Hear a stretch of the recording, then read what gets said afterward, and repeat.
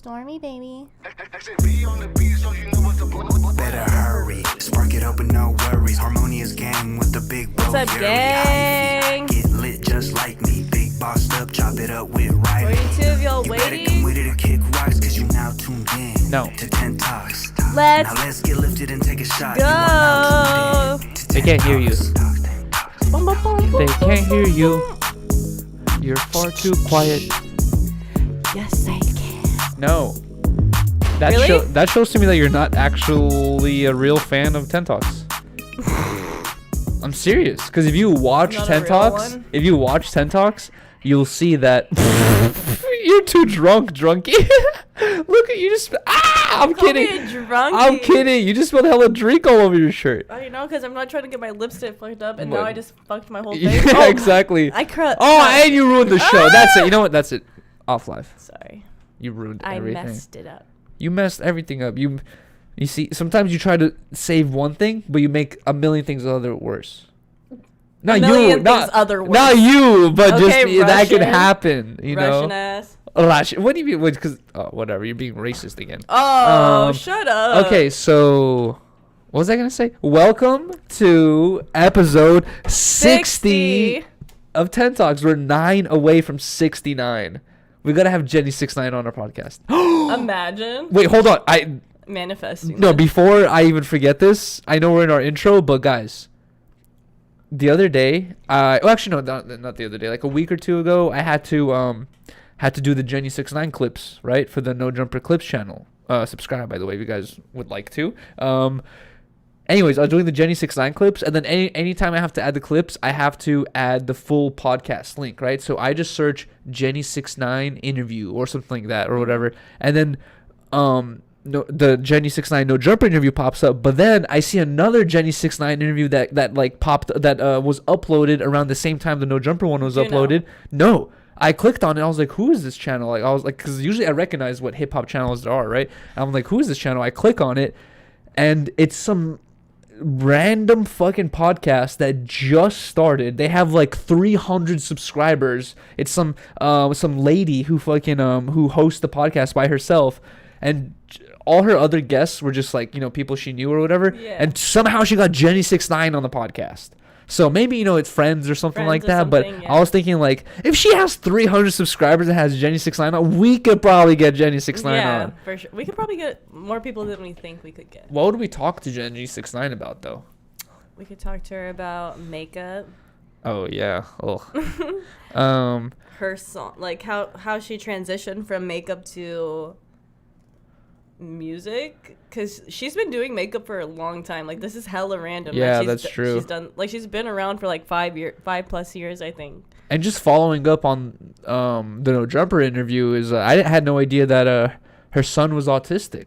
And the way she explained it was a little bit you know, no offense, a little bit humorous. Yeah, she tried to make it because humorous. you know, yeah, it's like it's kind of like my sisters are. You know what I mean? Like, my Yeah. sisters, the more serious the subject is, the more likely they're gonna make a joke about it. You know what I mean? Exactly. Like, and you I have feel to like make light of like the dark situation. yeah, exactly. And I feel like Mhm. Jenny 69 has the same similar sense of humor, where like during her No Jumper interview, she starts talking about her son, and then Adam doesn't even know this, but she says like, "Oh, my son's autistic, so he's always on a trip." Like, Yeah, he's she always says tripping. that. He's always tripping. And that shit honestly made me laugh, because I just thought that was like, that's the first time I've heard anyone describe autism as that type of experience. I just thought that was kind of crazy, but it's like, who am I to blame? You know what I mean? Like, she's Yeah. the one, that's her son. You know what I mean? Like, she can make Exactly. the jokes if she want or whatever, but I thought it was like, that also shows it's like that the shit we talked about before, like how people get treated in Russia. It's like, they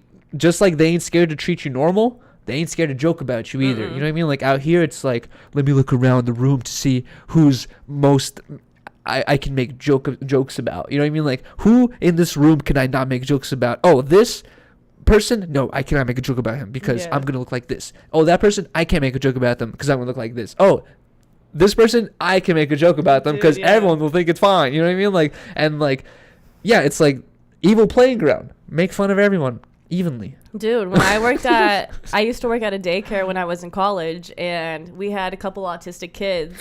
And I remember my boss, so like the manager of like all the teachers, she was super hard on the kids with autism and stuff, and I used to get so pissed. Like, I'd be like, why is she Oh, she would be like not understanding or she something? would just be hard on them because like she would see them as like they're able to take it, like how we all should be able to see, like Yeah. we should all see them, Yeah, like yeah. they're able to. But she sees they're being babied by other people in their lives. So and she's they're like, no, you we can have do to treat this. them like that. Her Yeah. perspective of teaching is like we have to treat everybody the same. Yeah. Like these, like even though they have the disability, they're smart as fuck. Like they're But very smart kids. I'm not sure how to describe that thing that we just talked about right there, where in one social setting you're put into this comfort zone where you don't have to reach out too far, you know what I mean? Like, and then once you get into like a public zone, you realize like, oh fuck, like I don't have this, you know, protection bubble to live inside of or whatever. And I feel like that doesn't just extend to that, to, you know, to autism or whatever. I feel like that extends to all types of people, where like if your parents are hella overly supportive and overly comforting and not letting you learn your lessons, not letting you cry or like get upset or anything like that, then yeah, once you enter the real world, the shit's gonna be tough. You know That's what I mean? what I was like trying to say. I was saying like Yeah.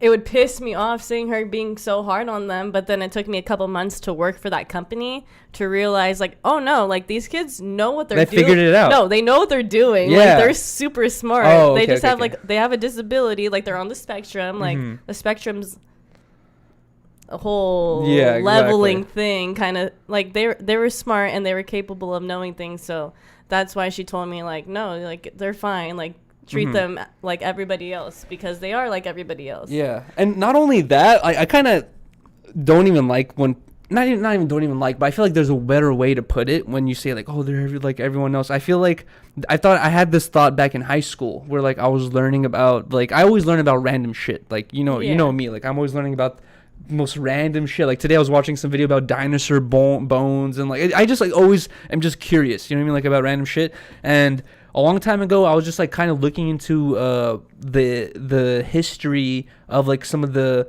most knowledgeable people on earth, you know what I mean, like the Einsteins, and I forgot who else I looked into, but like I was just kind of curious, like thinking like, wow, that's kind of unique that everyone's kind of born on this average kind of IQ level, but then a couple people just like are able to just understand things better and easier with no issues.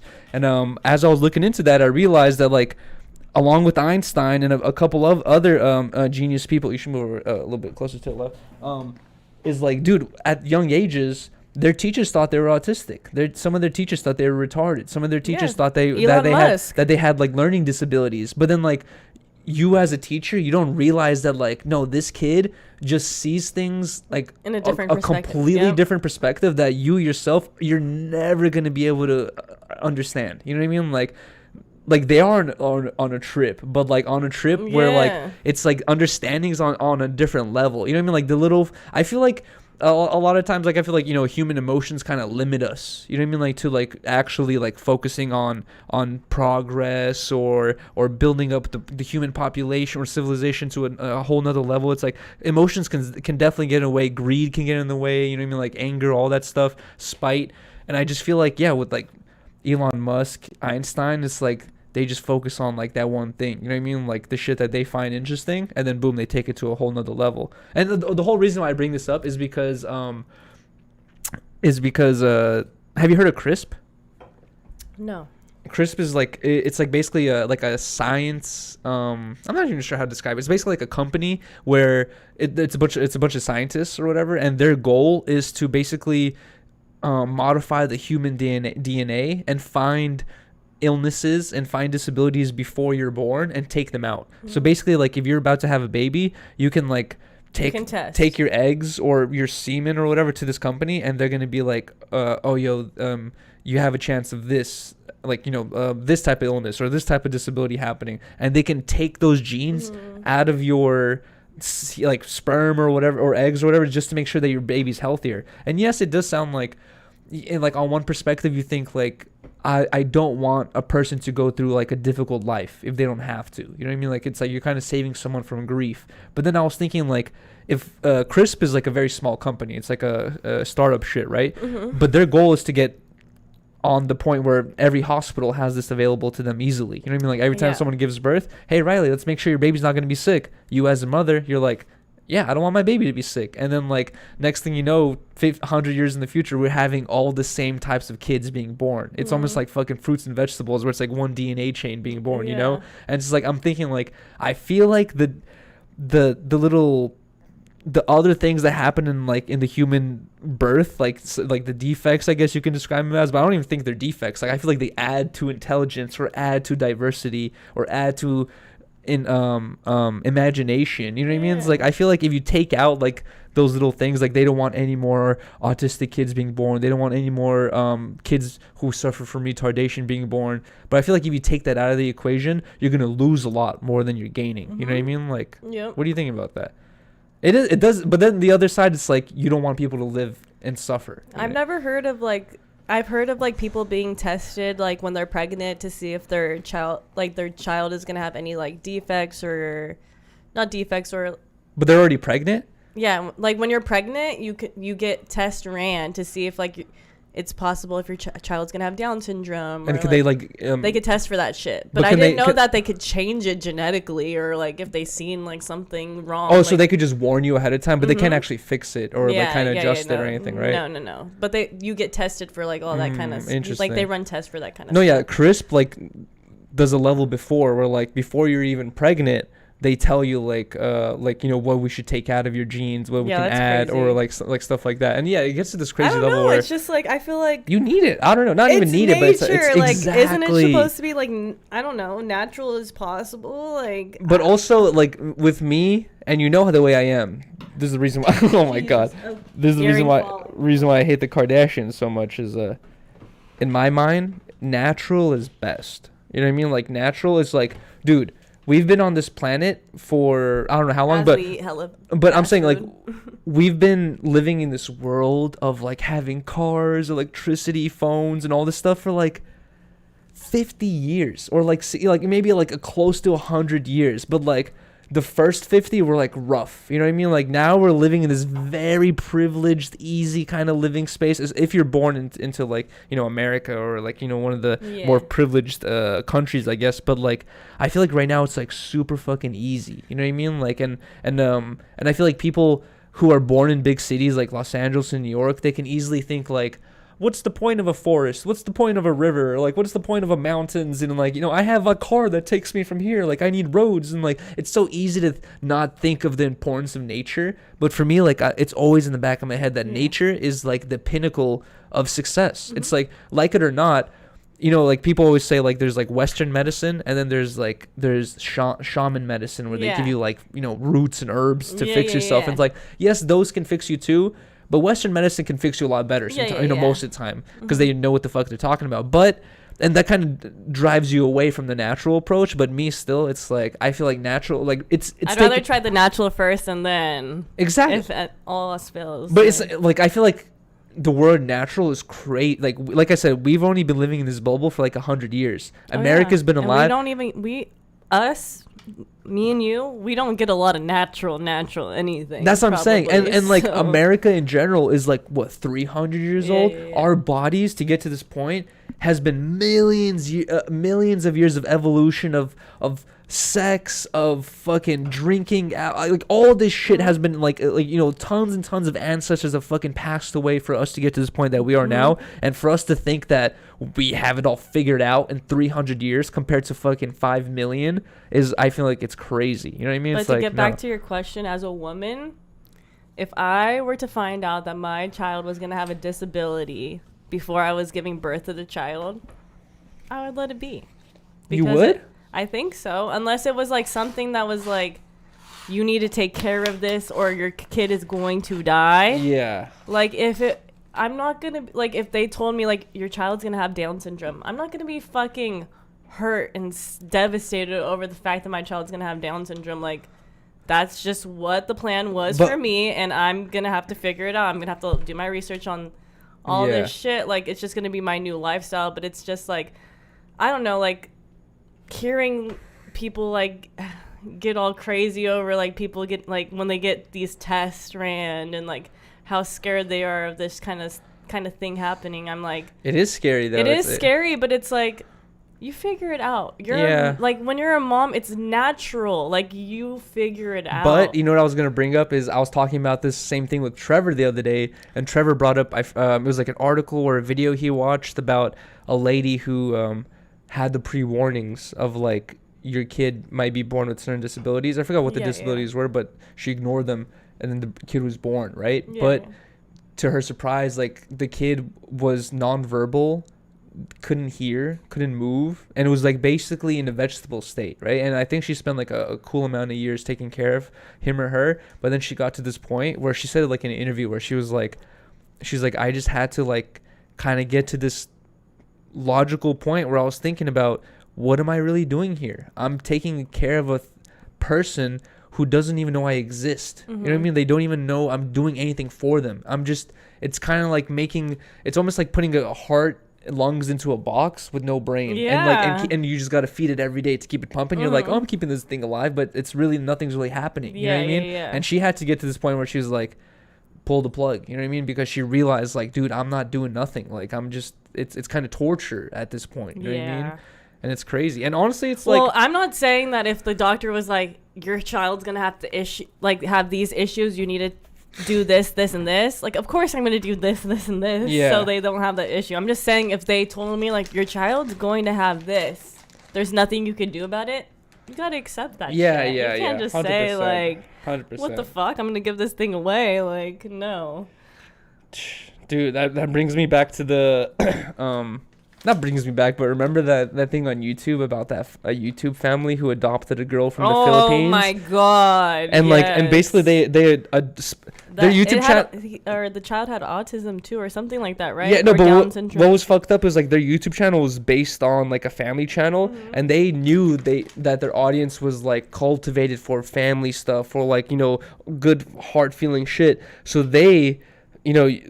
Now it looks like, looking back at it, it looks like they did it out of like a monetary thing, but they went to go to the Philippines to adopt a daughter or a kid, and the kid that they adopted had certain disabilities or whatever. I forgot exactly what they were, but they said, you know, it's fine. We just want to take care of this kid. They got the kid, realized that there's a rule in the Philippines that says you can't photograph or post videos of your kid for the first like a year or two. It wasn't even a long time. It was like a year or two.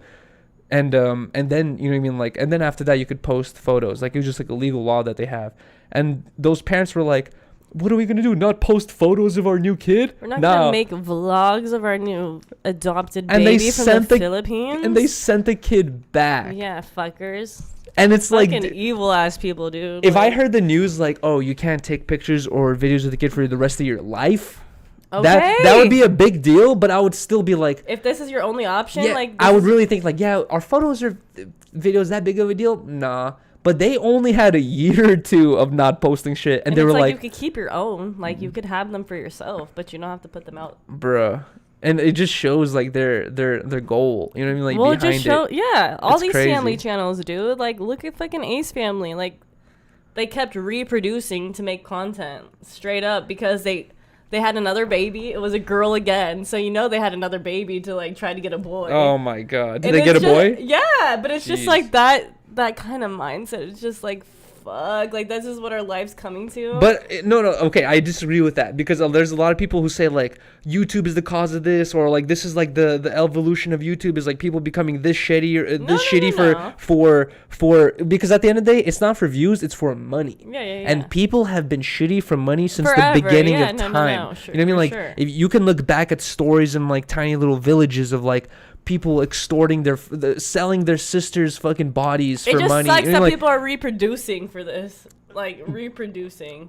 Before full life. Before YouTube, I'm sorry, but it was a meme that there's women out there who reproduce to stay on fucking welfare, to stay on getting child support. Mm-hmm. They're like, oh fuck, I don't want to get a job. Let me poop out another baby. It's definitely, you know what I mean? Like that shit. Forever, that's been going on forever. It's like people don't care, dude. It's but like, now that it's like YouTube's a part of our life. We see it all the time, and like it's just like you see it right there, then and there. You're just like, damn. No, you know what's fucked up about? More fucked up about it is the cover, the light cover where they're like, we're a happy family. And I'm not great. saying like, that they don't love their children. I don't think they love their children. I think they love their kids, so. but I do think that they're like We're gonna keep trying until we have a boy. I think that what's her name? Allegedly.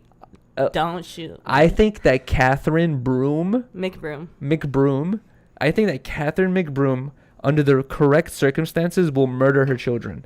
Really? 100%. She's great. That's what I'm saying. I'm telling you, I think under the correct circumstances, where if you put you or I through these, we would like take the alternate route that affects us or hurts someone else, where we like, say, something told me to do it. Yeah, we do I know that if you put other people through these same circumstances that I don't even know of yet, they'll choose the correct route.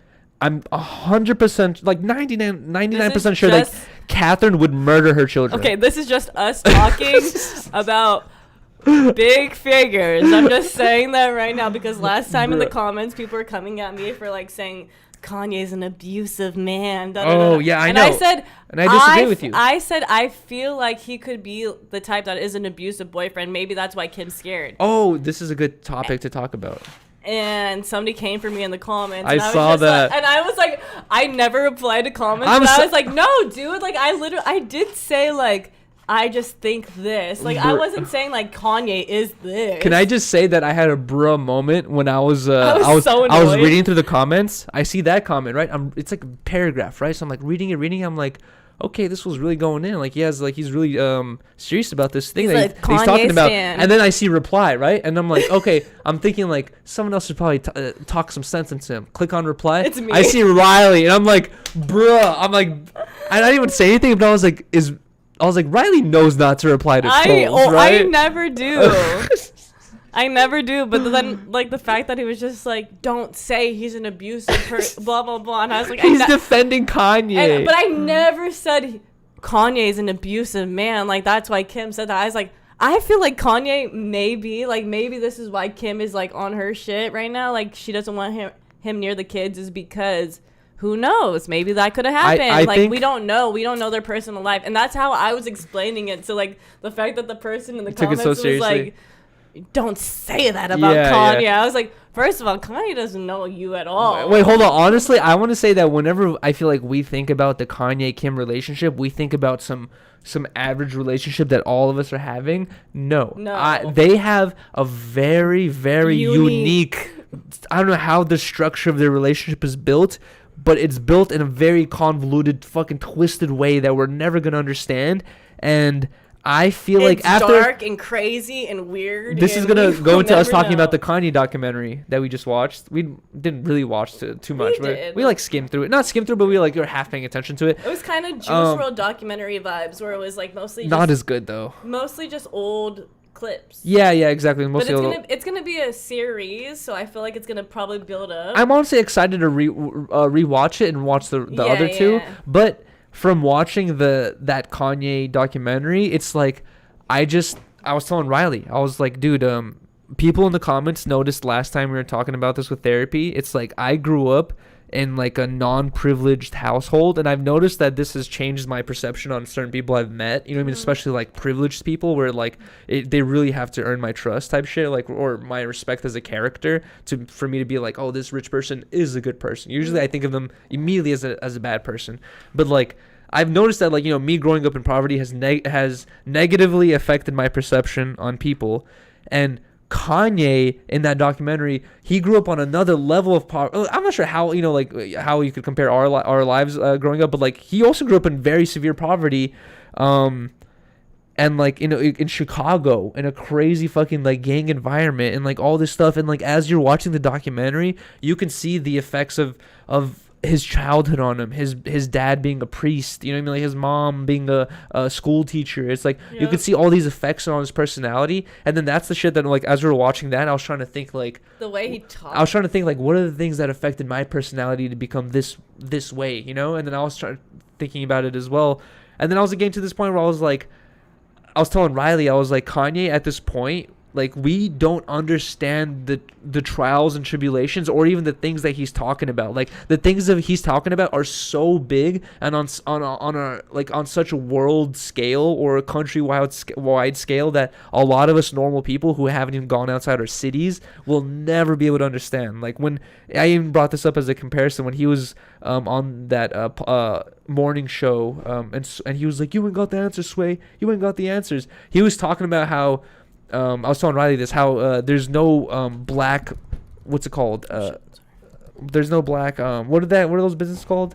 Black owned business? No, those like Louis Vuitton, Gucci. Luxury stores. Yeah, there's no like black luxury businesses like on that scale, where he was saying like Louis, Gucci, Balenciaga, all these are owned by like random Europeans or white people. He's like, there's no black people owning these types of companies. And he's telling Sway like how he's trying to get companies on that level and he's being blocked and he can't do it, and people don't want him to get to that level, and people want him to stay on his lower level, and he's like trying to explain this to Sway, and Sway's like telling him like, nah, you can if you try, like blah, blah, all this shit, and he's like, you don't fucking understand, Sway, you don't understand. And as I was watching that documentary, I was like, that's what he's talking about. Like, people just don't know what the shit Kanye is going through. That's why he seems so, he might be crazy, yes, but I feel like seems even crazier to us because he's really like the type of person where if he sees something wrong, he tries to adjust it. He doesn't just go like, that's the way rich people are. That's the way billionaires are. I was just going to say that because I have given Kanye a very hard time on our show because I have never been like the biggest Kanye fan. Like, I'm never Me like, neither. Damn, like his new album dropped, yada, yada, yada. Like, I've liked his like classics, like Stronger, like, you know, when he was coming up and stuff. But like, I was never really following him like that.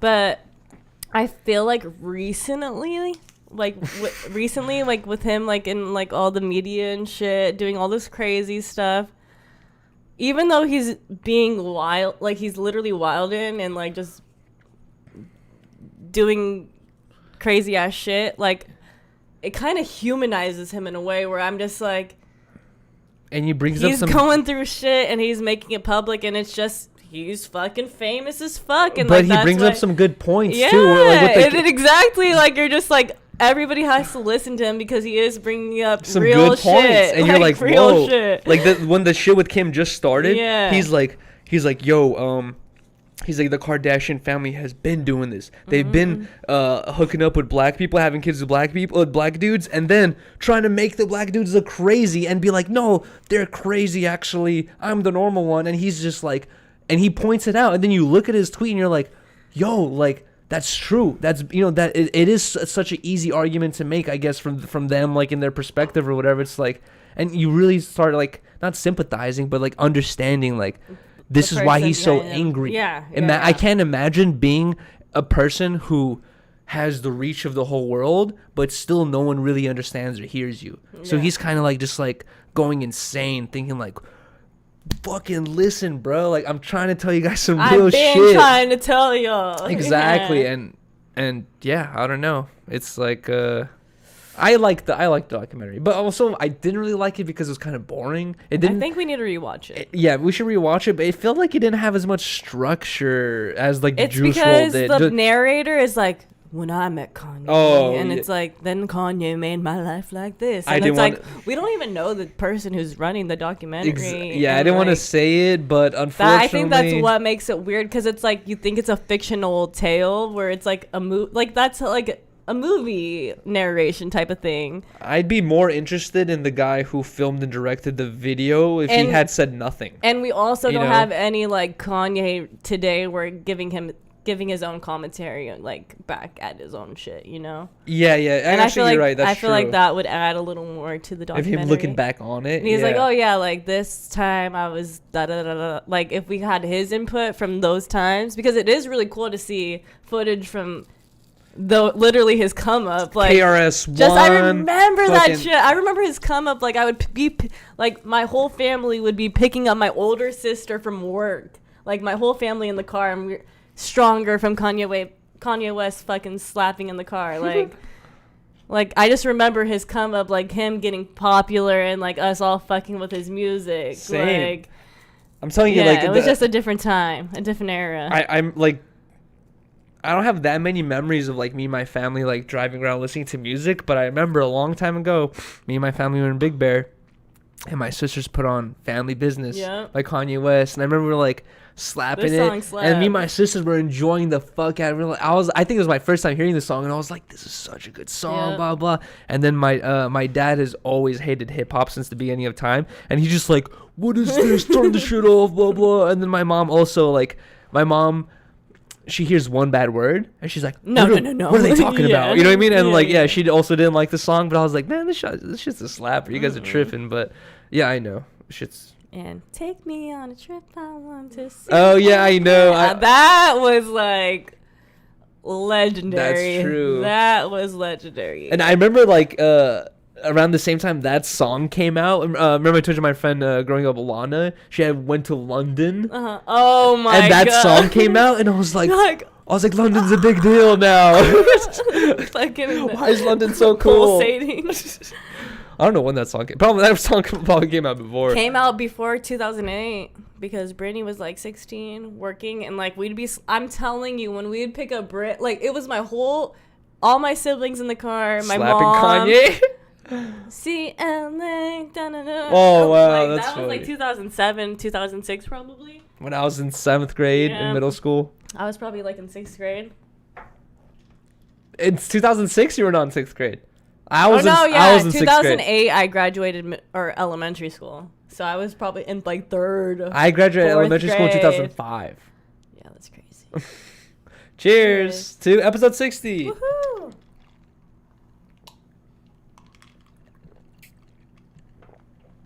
I know you hate when I do this, but can you bring in the next topic while I go use the bathroom? Okay. Woohoo! What do you got? Gang, can you put the chat on the screen? No. So I could talk to the homies while I bring it up. What homies? You ain't no. You have a boyfriend. You don't have no homies. I got some home girls. No. My girlfriend. Your anus. My girlfriend. Wait, did you see what? Hold on. Let me get your opinion on this while I go use the bathroom. Okay. I'll hear you. I'll hear you. Tusi. You know Tusi? Yes. Rapper? Oh, you saw what he said? Wait, let me bring it up. Yes. Tusi fucking tweeted I agree. or wrote an Instagram comment. You agree? You're friends with my friends. Oh, no. He said, like, my homegirl ain't friends with, or my girl ain't or I ain't friends with my girl's homegirls, and my girl ain't friends with my homeboys. That was like the shit. And I agree. You are friends with my homeboys. We're cool. I'm not friends. You hug Duno all the time. Duno gives me a hug now because we're like cooler on that level where he doesn't have to give me the handshake. Everybody at okay, go pee because I'll talk about this. Duno, I got my eyes on you. Everybody at No Jumper gives me a handshake, so don't even. Me and Duno are cool like that. But I do agree with that shit. Let's see. Let me bring it up. 1 second, y'all. I know exactly what he was talking about because I liked it. 1 second. It's hella Kanye shit in the news right now. So, like, when Yuri and I were trying to pull up the topics, all I could see was Kanye shit. 1 second.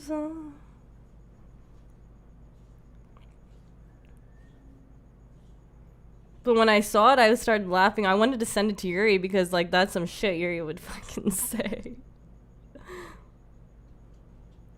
Maybe Academics posted it.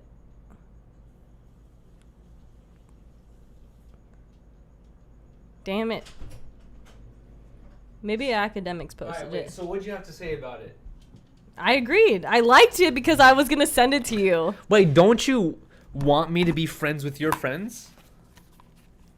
Like, wouldn't you want me to be like, this is what I'm saying. Hey, homegirl, like, blah, blah. You could be cool with my friends. Like, I want you to be able to, like, get along. But you're not kicking it with them by yourself. But you're not kicking it by yourself. Yeah, like, that's what I was thinking about. That's what I'm saying. Like, it's like, whatever. Like, you could be, I want you guys to be able to talk. And, like, if they're over, like, y'all can, like, chill. Sit down, cuddle. If I have to go away, really. No, I'm kidding. If I have to go away for like 10 minutes, like you guys can like talk and like not be awkward or whatever. Like that's what I want. Yeah. But it's like you're not gonna be kicking it by yourself without me type shit.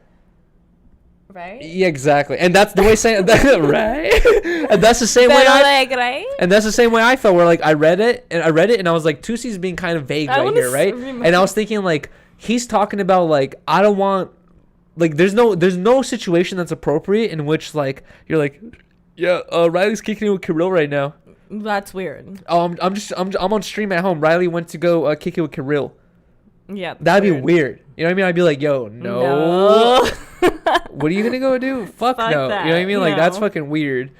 And like same thing here. It's like oh babe, peace. I'm gonna go hang out with X, Y, and Z. And you're like, what? No. I'm coming with you. Right? That's what. Yeah. Yeah. So I'm down to hang out all together. on those terms, That'll be fun. I saw someone in the comments say Duno hugs all of his meals. Duno used to What do you give think? me the dap up. Oh, wow! You said Duno used to. No, like dap up like that, like a boy. But now he gives me the side hug like a homegirl. And does he grab your waist or No. shoulder? We're just like. And you grab his waist? Hi. So you have his waist. No, I grab his shoulder. Liar. How's it feel? Really? Okay, what else do we have? Okay, oh, you know what? Honestly, let's get Love through to know. let's shout out the Oh, yeah. sponsors. My homie's GF is not my friend. My GF is not my homie's friend. That emoji. But he says friend. Like they can't even be friends. Yeah, nah. You're friends with, I'm cool with them. but you ain't friends with them. You don't want me to like just be completely silent. No, I want I'm you to- already quiet enough, and they all think I'm weird because I'm so quiet. No, I want you to block everyone from No Jumper. You're crazy. And Izzo. No, I'm kidding. All right, guys. I want to give a huge shout out to our sponsors that have been supporting us. Oh, wait, no, I'll get to this as well. But I want to give a huge shout out to our sponsors who have been supporting us. Thank you guys so much. For anyone that has just started watching the podcast, guys, I want to give the biggest shout out and thank you to Stay Grounded. Our OG. Our sponsors. OG first sponsor since day one, bro. They sponsored us when we were like 10 episodes in, when we didn't even know the future of the podcast, and they hit us up saying, we fuck with you, we want to sponsor the podcast, and they've been doing it ever since. Huge shout out to Stay Grounded. It's an Instagram account, and it's spelled a little bit differently, where it's Stay Ground, DEAD, like a dead person. So Ground Dead. It's basically a fashion page. If you guys are into buying like cool drip, like such stuff such as House Phone would wear or Blasey would wear type shit or whatever. So if you guys are into buying like new drip, new up and coming drip companies, or like, you know, merch not even merch, clothing brands, check out Stay Grounded because they're very, very tapped in. And they also do this thing on their story where they post Copper Drop, where they'll post like a photo of a t-shirt or a pair of pants. And they'll be like Copper Drop and ask their audience if you guys would buy it or not. And basically, you guys get to check out a bunch of new gear. And also, if you guys have your own company that you're working on or own, like, you know, clothing brand that you're working on, you can get in touch with them so they can post your shit. And you guys can get like a new fresh batch of eyes opinion on your clothing or whatever. So you guys get to see, like, if you only have like your friends saying like, yo, I fuck with your shirts, Yuri, blah, blah, blah. But you want to see how other people react to it, tap in with Stay Grounded. They'll post your shit and you get to see if, okay, gangbanger. Riley's throwing up the blood sign in the background. You'll be able to see if, like, you know, other people fuck with it or not. Huge thank you to Stay Grounded. If you guys are not interested in buying drip or selling drip, and you guys have an Instagram account, please tap in with Stay Grounded and just leave a comment, leave a like, tell them, write Harmonious gang or something, like show them some sort of engagement for the support they've been showing us, because they've been continuously supportive, and I can't thank you guys enough. Love you. Our other sponsor and last one for today is Cushface J _. If you guys are in the San Gabriel Valley area or the Whittier area, I'm sorry if I'm looking at my phone. I just want to make sure I get all the details correct. I have a terrible memory because, you know, this is a alcohol drinking and weed smoking podcast. But if you guys are in the San Gabriel Valley area or Whittier area and are looking for quality meds for a good price, follow and message Cushface J _ on Instagram to get your order in with Mellow Mobbin. Medical delivery must be 18 plus. With medical recommendation or 21 plus with no medical recommendation needed. Tell them Yuri sent you for a discount. Again, Just follow and message cushfaceJ_ to get your mellow mob and medical needs. And honestly, I fucking love the CushfaceJ weed. Fucking love their weed. They almost got me kicked off Instagram. I posted all the weed that CushfaceJ gave me. I was trying to show people the crystals and how sticky icky all that sticky icky was. And Instagram gave me a giant middle finger and were like, yo, if you do that again, we're going to kick you off. They said, push so, P. no. Push I P. refuse to get kicked off Instagram until I pass Trevor in followers. Well, hold on, let's check right now. Anyone out there who's tapped in with fucking with bot accounts? No, I'm kidding. Trevor has 18.4K. I've dedicated my life to surpassing Trevor in each and every way, to be honest, from now on. Just because he set that goal for me. Help me pass that goal. I wanted to get back to the topic of Kanye West. What? Because he's releasing a whole new album, Donda 2, but he is releasing it on his own new platform called One Second. This is why I didn't want to talk about this, is because Streamplayer.com. Streamplayer.com. Mm-hmm. But do you know more details about it? No. That's what I'm saying. This is why I didn't want to talk. I wanted to talk about this, but I also didn't want to talk about this because I didn't. Well, basically, I do know he pretty much said fuck all the streaming platforms because I'm not getting all my music. Like, artists need to get all their money from all their music. Like, all these platforms are taking a wild percentage of the revenue from these artists. Yeah. Come fucking download my thing, streamplayer.com, to hear Donda 2, because that's the only place you're going to be able to hear it. This is a good. Before we get deeper into that, this is a good question to ask one another. What do you think about this? You're a talented musician, right? Where the songs you make are beautiful and like everyone wants to listen to it, but you live in the middle of buttfuck nowhere and no one knows you. And the chances of you being known are slim to none. And to be honest, let's just say for the sake of the story, you're not going to become famous without this help, right? Yeah. So you're just this person who lives in buttfuck nowhere and you're talented as fuck.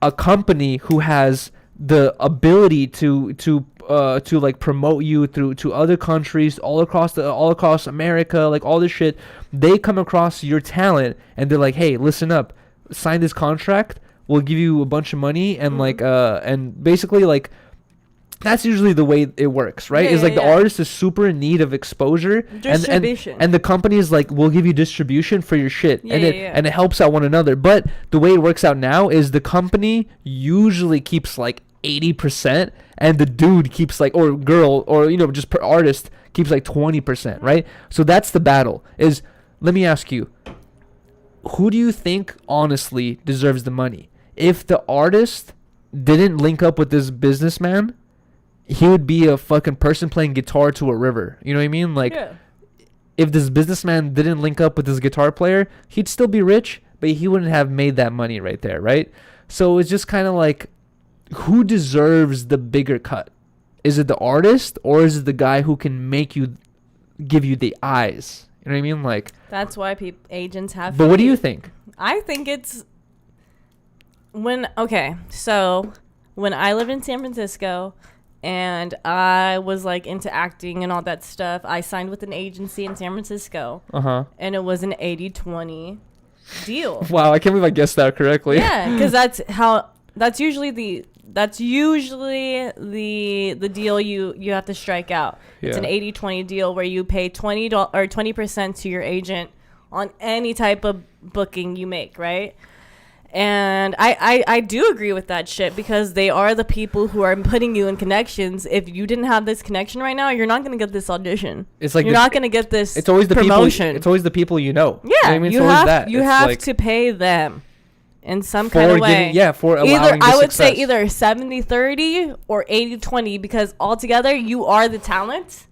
You are the talent. You are the person that is putting the agent in a constant success. Yeah, they're making money because of you. Yes, you are the talent. You're constantly working.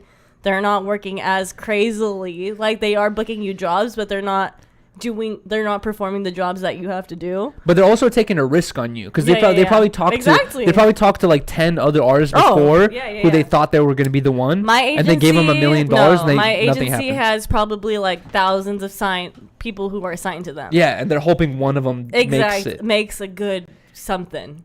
And that's what I'm thinking is like, at the end of your career, or once you get to this pinnacle of your career where you're Kanye, you're like, damn, like I can make so much money, or I've made so much money, but I wouldn't have done it without them. But they've kept X amount of money, and like I don't know, it's like it's like skateboarding, babe. Like like you said, like skateboarders signed to these skateboarding companies because they make their deal, like they get paid from these skateboarding companies, and then comparison. Once they're big enough, they make their own company. And like and that's how they generate more money, and it's the same thing about these artists. Like, but honestly, that's a really good comparison because I feel like a lot of people out there don't hear the good artists who never got promotion, right? But me being a skateboarder who like I've been skating like for like 20 fucking years, going through to a lot of different skate parks and like areas where I know the locals and shit like that, dude. Anyone who's been skating 10 plus years in the chat, we all know that one guy or girl who's so fucking good, like who's ridiculously good. They could have been pro. They could have done all this shit. Exactly. But they just never got sponsored. They never got the thing. They never had their thing. Now they just they work on their career and they just skate for fun. You know what I mean? Like and I've met so many people like that where it's like almost like sad to you. You're like, bro, you're so good, bro. Why aren't you pro? And they're just like, I don't know, shit didn't work out. And it's like, yeah, it's like if you think about it, without the fucking label, you're gonna be that guy who just works a normal job and he's just talented, I guess, but dude, remember when we were playing my old musical back on stream that one time where I was like showing you like my musical on YouTube? I think it was during like the 24-hour stream or something like that. And I remember this girl had trained me for like 3 months before this audition, just like so I could like kind of catch a tune, because I'm not a good singer at all, but she's an amazing singer, and she also auditioned for the musical as well, and she got like one of the main, like not one of the, she wasn't the main girl, but like there was like these 3 girls who narrated the entire story, and like they did it pretty much in song, and she was like the main one, and she is literally like she'll make you cry type of singing, like beautiful ass voice, and like she went to school in Long Beach, and she had agents, and they told her like, we want you to be a part of this girl group, and she like ended up being a part of this girl group for a while, and like she's like just going through the motions of trying to become an artist, like a pop artist, and like she's gorgeous, like everything you would think like a pop artist would be, like she is, and like the fact that she's not making it is like, damn, like this thing is really hard to do. Like she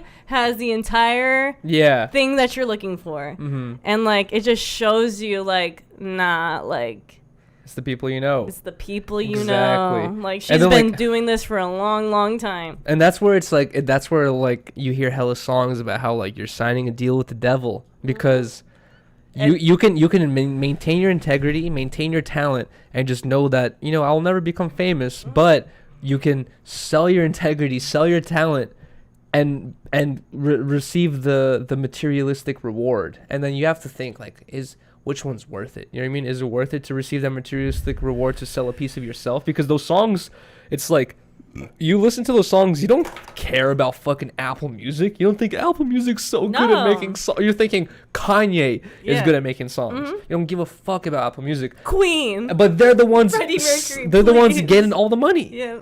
Exactly. And it's fucked up. It's like we're listening because we want to listen to this person, but they're the one in control of They probably have like a 60-40 deal where like 60% of the income goes to Apple and Spotify and all that shit, and then the 40% goes to the artist, or even crazier than that, because YouTube is the same exact way.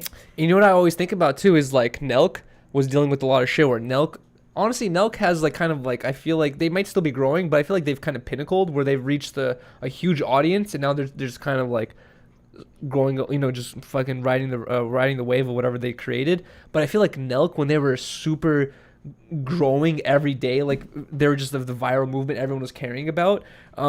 They were dealing with a lot of shit where they're like, YouTube's taking down our videos, YouTube's suppressing us, YouTube's doing this, YouTube's doing that. I always think like, bro, if Nelk, what is stopping Nelk from starting a website which costs like what, less than $50 a month? Start a net website called nelkvideos.com and just be like, yo, YouTube's a piece of shit. They don't let us be ourselves. Yep. If you want to go to our website, watch our videos, we're still going to post every week. Go to this website. You know what I mean? Like, next thing you know, you got your own fucking website. You know what I mean? Like, with millions of viewers, and then you find another dude who's dealing with the same issues. You're like, yo, fuck my website. Let's start our own website where people go to our own specific website to watch our videos. I feel like it is capable. It is possible. But people just haven't done it because you are going to lose an audience. You know what I mean? Like, you are going to lose a percentage of people who only go on YouTube. And honestly, I'm kind of like that type of person. Well, I mean, I just feel like that's where everybody's headed to, too. Like, everybody's pushing their content to, like, a Patreon or an OnlyFans, like, to make their own their own money because they see how these platforms take all the creatives. Yeah. You know, I was thinking the other day is I like to kind of like look at the big picture, look at what like kind of a real like there's like certain people who they don't they see like the big picture. You know what I mean? Like for example, my artist told me he gave me this one example. It's very easy. Look ahead of you, right? Look at the room. When you look, you see the table, you see the camera right there, you see the light behind it, right? You have depth perception. You see how fucking far things are away from one another. You know what's really fucking hard? Try to look ahead of you and get rid of 100% of depth perception and look ahead of you as a painting. Mm-hmm. You know what I mean? That's fucking really fucking hard. I forgot why I brought that up. What was I talking about? I don't know. I had something to do with perception. I had something to do with perception, but I remember when my homie showed me this, it kind of blew my mind where I was like, yo, he's right, bro. Like, there's like certain artists or certain people. Oh, that's what I was saying is like there's certain people who can see things for as they are in the whole picture. They don't get distracted with like, oh, there's a mic in front of me, and they just think about them. They look at the whole fucking picture, right? And that's what I like to think about with people in like the world, right? And anyways, I think about I start thinking about social media, right? What's the big picture of social media? And then I saw this meme the other day, super simple meme, not that deep, but the meme was just like, yo, social media has quickly evolved into a fucking talent show where everyone's just like, look at me, look at me, look at me, I do this, look at me, I do that. You know what I mean? Like, and that's all it fucking is, right? And then like in my mind, I'm like, how the fuck can I separate myself from from that mental loophole of just like, it's a talent show. Look at me dance. Look at me do this. Let me do, and and like unfortunately my brand is kind of like, as I was looking through my own Instagram after I saw this meme, I was like, that's what my brand is. Look at me dance stupid. Look at me belly dance. Look at me do the worm. You know, it's like it's kind of like a weird talent show, almost like Instagram. You know what I mean? Like, and how can you get to this point where you're like, no, I want to talk about real shit. I don't want this to be just a talent show. Who can do the funniest fucking thing on stage? You know what I mean? So recently, so I watched my favorite podcast is Chatty Broads with Becca and Jess. Hairy armpits and old looking women. And I'm kidding. Recently, fucking around here. They're both beautiful women. They are both beautiful women. I fucking love them so much. And they're funny because I like listening to Yuri loves them. Like, low-key, he just likes to hate on them because I love them. No, I just like to... I like to hate on everyone. They actually have an interesting podcast, right? Like, yeah, they do. But you know me. I troll even people I watch. I'll watch a PewDiePie and be like, oh, fucking idiot. Well, I like to listen to them because they actually talk about real shit. And I like watching them, too. They're very smart women, and... Recently, Becca, one of the girls in the podcast, had gotten hella hate. I guess there's like this Facebook group that's a Chatty Broads Facebook group that they have no participation in, yeah. And like they like talk about how like Becca repulses them and da da da da da. She's the hairy armpits girl. Yeah, hairy armpits girl. And Becca pretty much just went off and like. It's just like people just see like one side of you and like, yeah. Just like now that like I do this kind of show, and like I feel her, like, because people only see one part of us, like they only see 2 hours of us a week. I have this, and it's just like, fuck, I just want to scream, like, and say all this crazy thing, like all these crazy things, because you don't know me. But that's why you have to be more careful. Like, yeah. I feel like the bigger you get, because I noticed that too, where when we're on stream, it happens during 10 Talks, but it happens more when we're on stream just talking in front of the computer, and I'll say shit or I'll joke around a specific way, and I'll assume that everyone who's watching right now has been watching for 2 years, knows my comedy, knows my inside jokes, knows all this and that, and they'll understand what I'm saying or what I'm actually meaning by this. And sometimes, yeah, we'll say shit, or I'll say something, and I'll get replies or like DMs, like people tripping, saying like, you can't say that, or like, they won't understand, you know what I mean? Like, and that's my fault for assuming that I could say shit thinking that people know what I'm talking about, or thinking they know my inside joke, you know what I mean? Like, and yeah, you have to be careful and be thinking like, some people are watching this for the first time, and you got to really be careful about how you verbalize. And the thing about Becca is that she's herself through and through. She's gonna express her opinion no matter what, and people are gonna fucking not like it. Like, yeah, you're either gonna agree with me or you're not, and it's like, that's the kind of thing that I've been seeing in the comments lately. Like, a lot of people don't agree with what I say, and it's okay. Like, I just have to like accept that that's okay, and it's just like, fuck, like people just get wild with it, and I start to feel bad. Like, I started to feel bad for it, because it's just like, damn, I think that I get hate on my, like, on our level. Like, I can only imagine her, like, fucking DMs, like, yeah, how wild they are. And I think she's like the dopest person ever, and like she's true to herself through and through. Like, and honestly, this is a good thing to bring up, because this has kind of been like floating in the back of my mind, where it's like when you're on a podcast, or you're on like any type of social media or a YouTube channel or whatever, right? I feel like it's more beneficial just to have an opinion. You know what I mean? Exactly. Just to express yourself. It makes you more interesting. Yeah, it makes you more interesting, even if you're wrong. You know what I mean? Just be like, I thought this person was great, or I think this, or I think that. And like, I feel like, yeah, it's oh wait, the reason why I started talking is because I watched this video the other day, and I forgot what video it was, but they brought up a really good point, where the video was like about addiction, or about pills or some, or opiates or something like that, right? And they're saying that a lot of content out there quickly addresses things in this way, where they're like, hey, everyone thinks alcohol's bad for you, here's why you're wrong, blah blah blah blah blah. And like, that's kind of like the perspective a lot of people take, is like, here's why you're wrong, this is why I'm right, here's why you're wrong, this is why they're right, here's why you're wrong, this is why this new study is right. And like, not a lot of people take the perspective of just sharing an opinion and just being like, this is what my study shows. Exactly. And I think that this, and that's it. And then you just get a broader perspective. And in this video, they verbalized it way better, but they're just like, dude, like, we got to stop this shit where we're trying to make everyone else look dumb and make ourselves look smart. We got to just talk and just express our opinions, express our thoughts. And if someone got something better to say, or, you know, like, or something disproving of what we say, just listen to it. And you know that's what I mean? What they did. Don't just too. be like, this is why you're wrong, this is why they're wrong. That's what they did too. Like, they used to, every week, one of their episodes was a Bachelor recap episode. And then this season of The Bachelor, they decided to make the announcement, like, we're not going to recap this episode. Because they're like, we're tired of shitting on people we don't even know. Like, we're just talking about people, like, they're edit on this crazy TV show where, like, Becca was on The Bachelor, like, a long time ago, so she knows, like, how they manufacture all their, like, edits and shit. And she's like, I'm tired of just talking shit about all these people, because people keep getting offended by, like, because they're putting it out there on, like, a very, like, public podcast, you know, and talking about their character and shit. And these people are also getting, like, very much criticized, and they're like, we're kind of done with, like, this kind of assuming, like, this, or whatever. Bullshit, like, yeah, this exactly, bullshit kind of shit.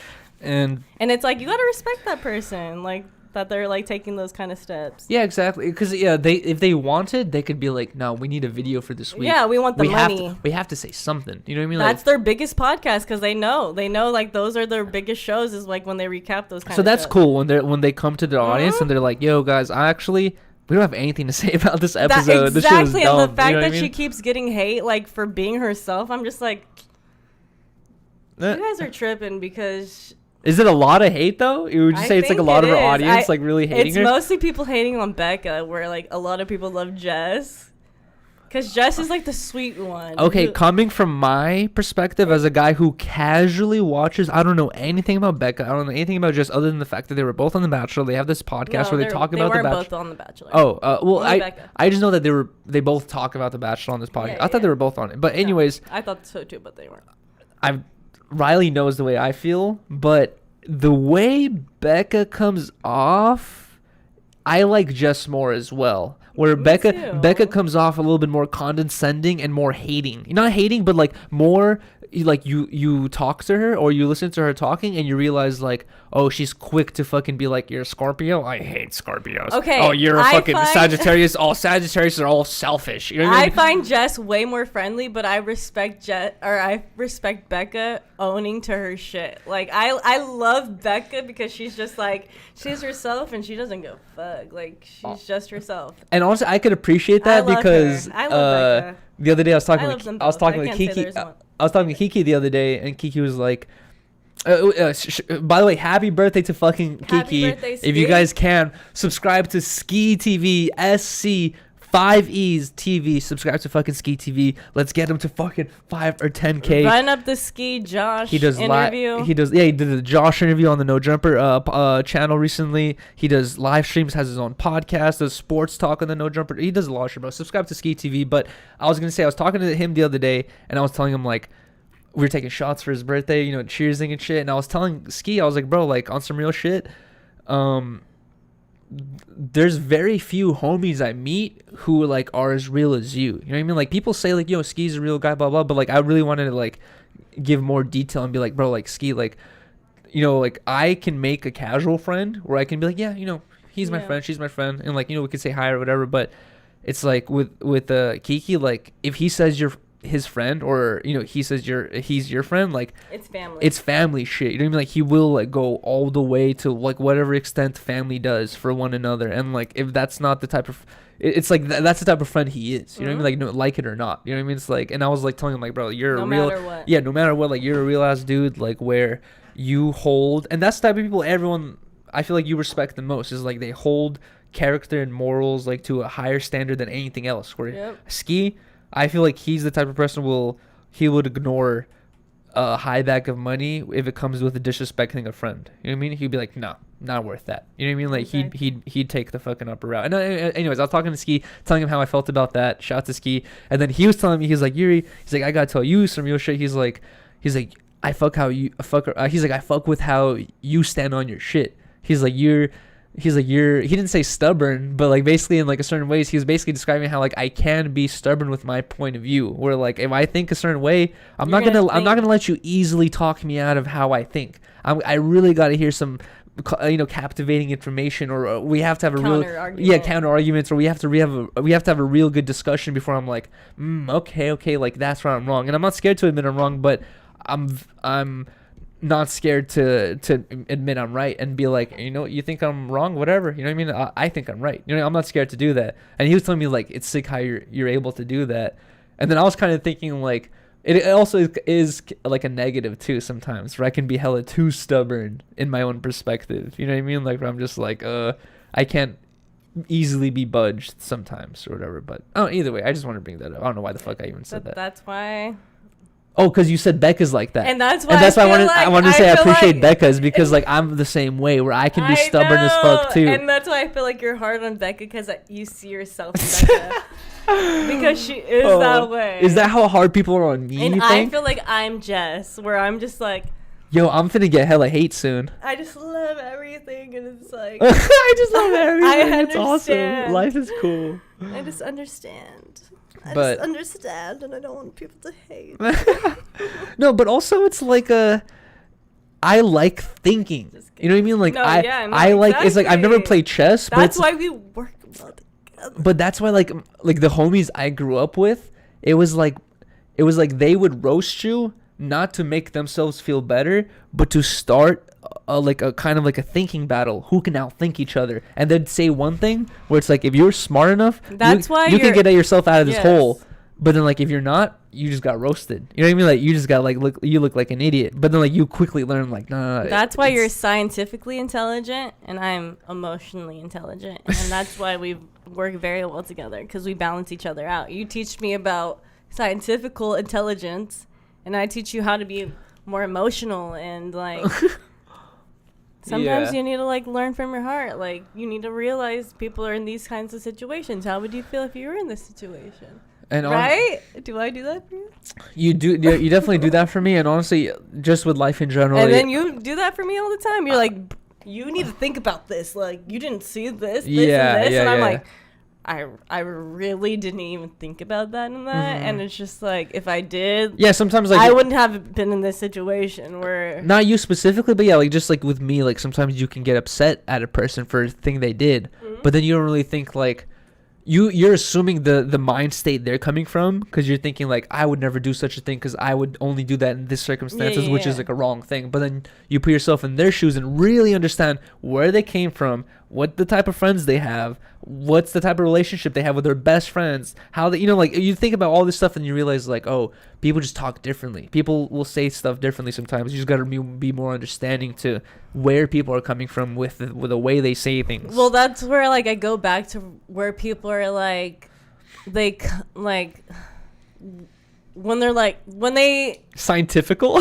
no, when they relate their personalities to their parent, right? Yeah. And it's like, my mom is the type of girl who is like, fuck you, I don't give a fuck, I'm out. Like, yeah, at any type of like diss, whatever, my mom's like, not standing for it.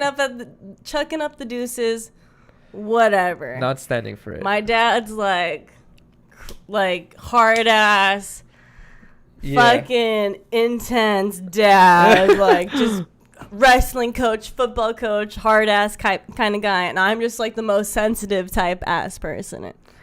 And I don't know, it's just you just feel like you're a mixture of both of them. I'm a mixture of both of them, and in the worst way, where it's like, no, fuck, like I just wish I could be like my mom, where I could be like, fuck you, and like, fuck this, da da da da da da.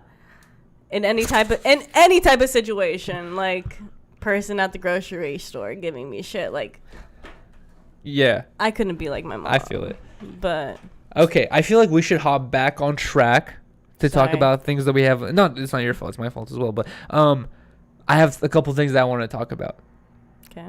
Talking about having strong opinions about shit. What do you know about Aiden Ross? How do you feel about him? I know he's a streamer who often has rappers on, and when he has rappers on, he says some sus shit.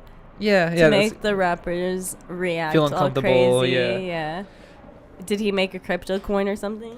No, it just this clip has been going. This is not the first clip. It's kind of like a thing on YouTube where Aiden Ross is such a big streamer on YouTube that whenever he has interactions with rappers, it will become like a YouTube clip on his channel, and like it gets a lot of views because he's so fucking popping, right? And anyways, this happens all the time, but recently a big clip has been going up where Aiden Ross talks to Lil Uzi Vert. I think we saw it together, where Lil Uzi Vert shouts out KSI, right? And they were just having this whole conversation, and everyone, it was just like a really cool thing for a lot of people. They're like, yo, Aiden Ross, this random streamer, is having this conversation with a rapper, and he's shouting out a YouTuber, and it seems really cool and organic. But I was just gonna say, this is all perspective, right? I'm not an Aiden Ross stream watcher. I don't watch any of his streams. I've never watched more than, I've only seen clips. You know what I mean? Like, I've never watched any of his streams, to be honest. So I can't really say from, I'm talking from a lot of evidence or whatever. But whenever I see these clips of Aiden Ross talking with these rappers, it just feels like some label shit. You know what I mean? Like, you'll see this in a lot of comments as well, where Aiden Ross is kind of felt in the community as kind of like what's it called? An industry plant streamer, where he brings on like big ass somehow rappers, you know, and rappers don't gets fuck a lot of attention. Yeah, rappers don't fuck with random fucking streamers who make gay jokes. But for some reason For some reason, he has rappers coming through with their whole groups of friends, and like there's all this shit happening. And, like he has all these random connections with people he doesn't know, and people have been saying like he's kind of like the streamer industry plant. And basically the whole reason why I brought this up is because this Lil Uzi Vert clip has been getting a lot of respect. Where they're like, "Yo, he's shouting out a YouTuber KSI," but every time I see these Aiden Ross clips, I'm just like, bruh, it just feels like I'm seeing some industry plant like to be honest, I don't Ian give a Dior fuck. with fucking 24 karat golden song. You know, you're like, oh, they're not really homies. That's just some industry connection shit. You know. Ain't nothing gonna hit like the Savage. Sassy, boozy. But I wanted to ask. But like no, like Aiden Ross, like no, like I guess like. Do you get that same feeling too, or no? All I see is like the Aiden Ross clips that go up on academics like the night after his stream. So Yeah. like that's all I really fucking know of him. So. And I'm talking about from I've seen the same shit, basically amount of stuff, and from that perspective, it just seems disorganic. Academics, for honestly, sure. I don't think he posts anything unless he's business tied with anything anymore. I think all of his posts are business tied, and he's posting Aiden Ross for a reason. You know what I mean? Like he's posting all this Aiden Ross shit for a reason. He doesn't post any other streamer shit. Like it's Remember the Keemstar shit though? what. When Keemstar went on the stream? Oh yes, when Keemstar went on Aiden Ross' stream, it was hella awkward. Yeah, I thought that was very funny. You know what? Actually, I have something to say about that. Is H3 this is gonna sound like I'm defending Keemstar, and this is not in defense of Keemstar. This is in retaliation to H3 because I feel like 90% of H3's audience, they are just willing to listen to anything. They're not willing to actually like be go back would be like, yo, you're tripping H3, you're tripping Ethan, you're tripping Ela. Yeah.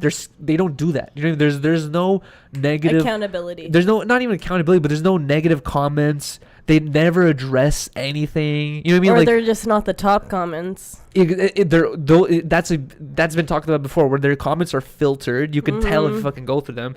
And anyways, H3 has brought up this video before where Keemstar goes to Aiden Ross's house during a stream, and he has this awkward interaction. Oh my god, it's so awkward. So It's the most uncomfortable shit very, I've ever very seen. awkward. And yes, H3 is right that it was 100% Keemstar's fault, 100% him not being socially aware. No, but and just being it's not strange. just Keemstar's fault. Like, I can't say it's just all Keemstar's fault. Hold on, let let me get to my point, though, Okay. before we get even deeper. Who's the rapper, though? It was Tory Lanez. So Was it? It was Keemstar and Tory Lanez. And Tory Lanez gets fucking weirded out by Keemstar. And H3's like, look at Keemstar, this 40-year-old guy with no social skills. He doesn't even know how to interact with these rappers. Oh my Yo, says all this shit. Shut and then I was up. thinking, and then another thing that adds to what I was going to say right now is H3's saying, like, Keemstar has, like, terrible interactions with women. He doesn't know how to flirt with women or something like that. He's just like, he would never know how to court a woman respectfully or anything like that. And I'm just thinking, like, H3, Okay, Ethan. you've been in a relationship for 20 years, bro. You don't even know about courting women or talking to girls anymore. It's been 20 years since you talked to a new girl that you don't know. So you have zero to no skill in that regard. You know what I mean? And then also, number two, I want to see H3 being thrown in that fucking social circle. It would be just as awkward. Way more cringe. Thank you. It would be way more fucking cringe. It would be funny as fuck to watch for us, but like H3 is just saying all this shit as if he's coming from the perspective of some 20-year-old cool guy. But It's it's like, like, bruh, no, okay, you haven't had to court a girl in 20 plus years.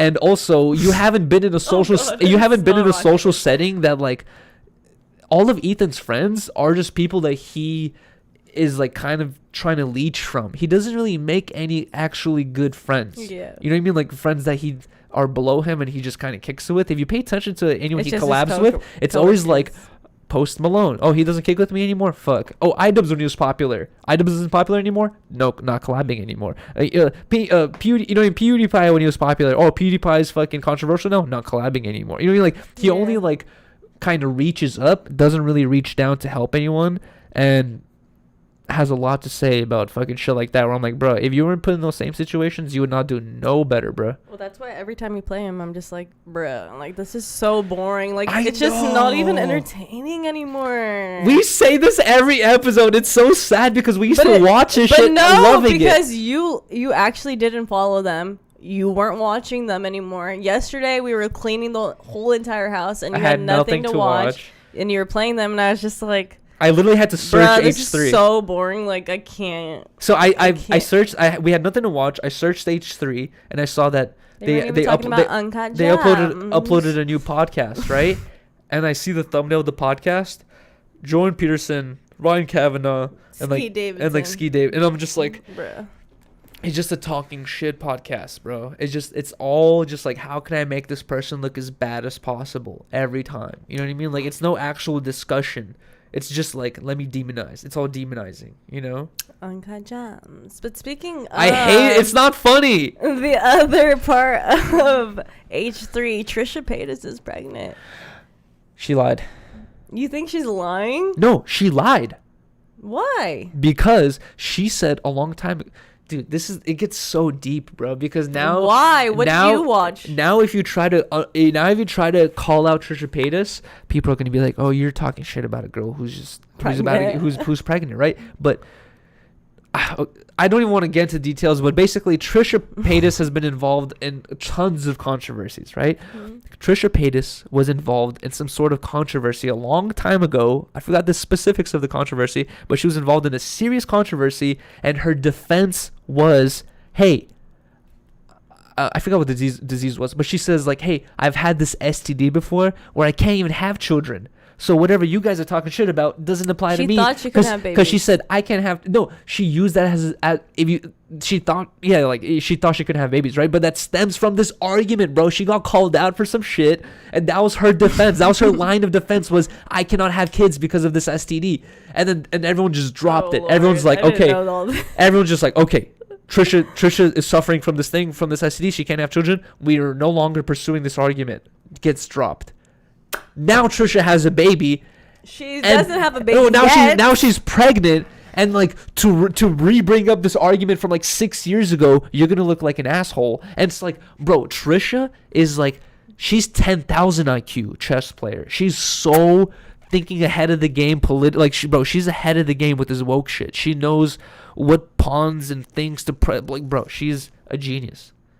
This is why she's uncancelable. Is because look how long she's done it. We all think that Trish is just some like goofy lady who doesn't know what the hell's going on. No, she knows everything she's doing exactly, dude. And it's all, you understand it more and more as you watch the shit unfold. You're like, bro. But why was I kind of happy when she was pregnant? No, congratulations. Yeah, that's cool with Moses. No, but congratulations. She is this crazy. But congratulations. Well, a life to this world is a special event, so congratulations. No, that's awesome. I am happy for her because I feel like I have been watching her for a long time, where I was just watching her like $10,000 Gucci haul, and now I'm just like, damn. She's having a baby. Where like in all her videos before, she's like, I'm never gonna have a kid. Like I know, like her doctor before told her like, I'm never gonna have a kid. Or like, so she said. I don't know. Okay, I know that you should never be pocket watching. Stupid things to do. Not useful to yourself. Actually negative to yourself. Trish. I like but Trish. With Trisha, even during the time when she was friends with David Dobrik and she was part of the Vlog Squad vlogs, right? Iconic. It was kind of like a meme where David Dobrik was like, Trisha, I don't understand how you're making enough money to spend this much money, because she was always spending so much money, and David Dobrik was always just like, how are you making this much money? Like it never made sense, and like she was just like, oh, OnlyFans, or this or that or whatever, and like never made sense. And Patreon. Then Patreon, and then skip forward to what's it called? What was the podcast with H3? Frenemies. Skip forward to Frenemies. Same thing. She starts talking about on the podcast how she bought a mansion, she bought this car, she buys all these things. Then H3 was like, I don't understand. H3 makes a lot of money. He's one of the most successful YouTube channels out there, and he was shocked by her spending because he probably actually is financially literate and knows that, oh, just because I make $1 million in a year doesn't mean I can buy a Ferrari. Doesn't mean I can buy a Bentley. She's on the opposite term where she's like buying all this crazy shit, and he was like, yo, how are you able to afford this? And she's been doing OnlyFans content for a long time before like OnlyFans was a thing. Like she's been doing it on Patreon. Like she would do it on Patreon first, And then she would do like the sex content like was always nudity. the defense. But I'm just Exactly. wondering, like, I would love to see Spencer Hamilton or Chameleon. What was his name? Camellia. The Spencer dude, the dude who does Cornelia. Cornelius, who does the financial videos. I would love to see, not just to say like I'm trying to pocket watch or anything, but like I'm genuinely think she curious does how make a lot of money. how she's able to sustain such a luxurious lifestyle with no worries, bro. Like, it's crazy. I think she makes a lot of money. That's insane, dude. She uploads every day, like multiple times a day, and it's like hour videos of mukbangs that get. And she has no over- employees. She cuts gets- videos, edits videos No, herself. she doesn't even cut videos. It's just full length videos, and they get over 100K views at least every view or every video. So imagine that money, where it's just her eating. So it's like she gets all the AdSense. The revenue, yeah, exactly. Mhm. There's like no controversial content, just like her sitting on the floor crying, Eating spaghetti. bruh. She makes a lot of money. Yeah, so I don't know. I'm And not- plus the sex content on top of that, which is like we know that's a lot of money, and we can only imagine how much people she has. I really have to take another bathroom break. But Should we end this off and we can get No! into the after show? I think we should. No, there's still tons of stuff I want to talk about. Really? Yeah, there really is. Why do you have to keep bathroom breaking? Okay, I'm not gonna bathroom break, but I want to talk about this because we brought up Spencer Cornelia. For anyone out there who watches Spencer Cornelia, he's basically an not up and coming. He has like 400,000 subscribers, but literally like a couple months ago he had like 100,000. So he's gaining a lot of subscribers every month. He's Spencer Cornelius. He's growing exponentially right now. He's like a poppin' YouTube channel right now. And No his, Jumper had him on for an interview. Yeah, Adam interviewed him a couple months ago, and basically his channel is based off like exposing it's Gurus. not gurus, exactly. It's not really about exposing people who are fake flexing, because it's kind of evolved into that, but now But people who are trying to sell you on like fake a shit. plan. See, yeah, what's it called? NFT shit, or like, stuff that's clearly a scam. Like, he'll call it out on his YouTube channel. People who are trying to scam people. And when I first found out about his YouTube channel, Riley was just like, every time she came in the room, she just heard Spencer's voice, and she's I'm like, just damn, she's like, you don't get tired of listening to this fool? And I'm like, nah, it's just Because I had to interesting. set in for that interview too, so I already knew But about him. You know what's interesting about it is, like, I'm learning about finances. Yeah, He's that's telling me why things aren't like, it's like you're learning a lot of shit. Like, it's not just like, oh, it's entertaining, but you're learning shit while That's you're why, watching. Yeah. But, after he came in, I was like, okay, maybe we should watch his videos. So I was watching a bunch of his videos, gained a lot of respect for his content. That was very interesting, and he did a good job of calling out people who were clearly being evil and, like, scamming people online through Instagram, Facebook, or whatever. And then he got to this point where he called out Mickey, who Adam also recently interviewed, the guy who gambles in Vegas, right? And in his first video of calling out Mickey, he's like, this guy's a huge liar. There's no way he could make this much money. And basically the whole video is about how Mickey's a liar and how he's lied to everyone and how he needs to be called out, right? And then 2 or 3 days later, Spencer uploads another video where he says, where he meets up with Mickey, sees real life proof that apparently everything Mickey was saying was correct and he was 100% wrong. And Spencer uploads another video where he's like, guys, I was wrong. Met up with Mickey, showed me all the proof or whatever. Sorry about that. And then it was like a really entertaining video. Like, I wasn't really mad at it. I thought it was cool that he accepted the fact that he was wrong and, like, acknowledged it and everything, right? That happened. And then Spencer makes another video where he calls out Floyd Money Mayweather because Logan Paul is suing Mayweather for not getting paid all the way. Mayweather still owes Logan Paul $600,000, so Logan Paul is suing for that. And then so Spencer looks into that whole lawsuit, and then finds Floyd Mayweather's legal team, which is like 6 lawyers or whatever, and then goes into their legal past and their financial past, and then he basically in one video exposes, and he kind of just portrays, like, your perspective at the end of it is like, Floyd Mayweather is like a scamming asshole and all of his lawyers are scamming assholes. Yeah. And it just, at the end of it, you hate him and his whole legal team. But why do I feel like boxing is like all this scamming shit? Because I feel like this is happening every time That's people true. get in these crazy boxing tournaments. But hold on, let me get back to the point. Let me get back to the point that I was making. Is at the end of the video, it seems like you hate the whole Floyd Mayweather and his legal team, right? And then Spencer uploads another video where he's like, just talk to Floyd. Turns out I was wrong. Turns out that the guy who was suing him is actually in the wrong, and Floyd's team is in the right. And like, he basically takes back everything he said, says Floyd's right or whatever, right? And I was just like, okay, that's another video where it is pretty cool that he's acknowledging that he's wrong, but this is 2 times in a row that he's calling someone out and then being proven 100% wrong. Yeah. And I'm thinking, like, this is 2 strikes. You know what I mean? Like, how many more times can Spencer do this of calling someone out until his audience is just like, bro, like, you gotta stop calling people out. Yeah, you know what I mean? Like, you gotta approach this from a perspective where you're like, why is Logan Paul suing Mayweather? You can't just be like, Logan Paul's an asshole or Floyd Mayweather's an asshole. You gotta just like take it from a I don't know, like, don't take a side perspective type shit. You know what I mean? I didn't mean to cut you off, but I just want to make the whole point that I was making because I was talking so much. I don't want to get distracted. Oh no, keep going. But that was it. Is like, I don't know. Is Spencer fucking up, you think? Like, you think his like you think only I'm noticing this, or do you feel like some of his audience is gonna be like, he wants to make content with the people that he's fucking over in his content, but if he's like just trying to like, if that's his goal, is exposing all these people who we think have an influence on us and they're really fucking up, yeah, then go for it, dude. I mean, I feel like then that's kind of cool. Honestly, yeah, I agree, but it's just like interesting thought. I guess we'll have to see in the future to see what happens. Different perspective. Spencer Cornelia.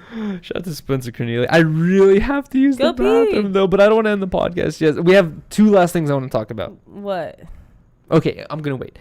Last 2 things. Do you have anything else you want to bring up? Really? We already talked about them. Oh, really? Mm-hmm. Okay. So, guys, we finally got the 10 Talk shirts in. Yes, we did. There's a garbage bag over there in the corner of the room. To take it to you guys, to the camera would be such a hassle right now. But basically, trust me, we have a giant garbage bag full of 50-pound bag full of all the shirts everyone has ordered. Basically, Riley and I are gonna spend the rest of tonight. This week. Tonight. They're going to be coming out this week. Yeah, they're gonna be coming out this week. But basically, anyways, we got all the shirts, we got all the packaging. We're gonna put all the shirts in the packaging. We're gonna ship them out this week. So for anyone that has ordered a shirt, your shirts are being shipped out this week. Once we ship them out, you will receive an email with a tracking number, I think, and like a confirmation email or whatever. So thank you to every single person who ordered a 10 Talk shirt. We love you. I have a question though. We're on the 20th. And we have 3 more days until the website closes. Do we keep the website open for another month? What do you think? Because I had 2 people DM me saying, Yuri, I wanted to purchase a shirt, but I wasn't able to. Could you keep the website open another month so I could purchase it next month? Up to you.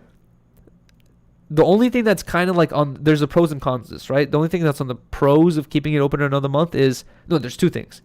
People like that who says they need more time to purchase it, and also I was already charged by Shopify for another month, which is $30. But should we just keep it open for another month? Let us know in the chat. 1, in the chat, if you guys think that we should keep the website open for another month. 2, in the chat, if you guys think we should close the website on the 23rd and keep the shirt exclusive to whoever bought it, because it was open for a month. That's a long time. There's only 12 months in a fucking year. I mean, whatever you think is best for the peoples. So yeah, I want to talk about the shirts, and then I wanted to try this again. I see a lot of 1s to keep it open for another month. I see 1, 2. Oh my God. I see a 3. Okay, so I also want to talk about timestamps. So, okay, so guys, I had this hard drive that was literally the 10 Talks hard drive where I had every single podcast saved. Because every time we go live, I record it and we'll stream it. But I had on this hard drive every single podcast recorded, saved with the after show and everything. I had clips cut. I had like over 50 clips cut that were unposted yet. I had some personal stuff. I had like a bunch of shit on this hard drive, but mostly a lot of 10 Talk shit. This hard drive went kaputs. stopped working. I took it to a place the other day trying to get it fixed. They said $2,000 basically to get the shit fixed. I was like, no, I cannot afford that. That does not make sense. So I took it back home. I'm gonna try like 2 or 3 more things to see if I can restore the information off this hard drive. If I can't, I'm just gonna have to start from scratch on that. But the reason why I'm bringing this up is because if we do start from scratch, we would.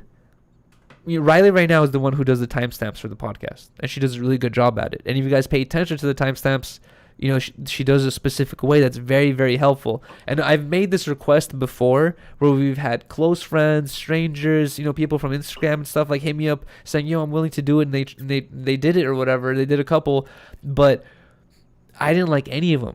Like all the timestamps that we got were like really poorly done. And I hate to say that for like something that we're asking for free, but I was gonna see if anyone out there is down to help us with timestamps on the podcast. But you guys have to look at the previous timestamps that Riley did. They're really good. It's like you have to have a detailed description. Okay, you want to go to the bathroom while I talk about the timestamps? But basically that was my request. Is like if anyone is willing to or down, please, we need the help to get our timestamps done on a couple previous podcasts. Okay, pretty much the criteria to do the timestamps is whenever Yuri or I talk about a topic or a story, that's when you press the time, you write down the timestamp, and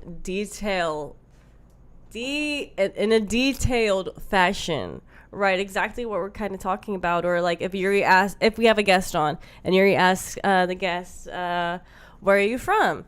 So that would be the timestamp. Like Yuri asks where you're from, where he's from, or where she's from, and so on. Like just be very detailed, descriptive.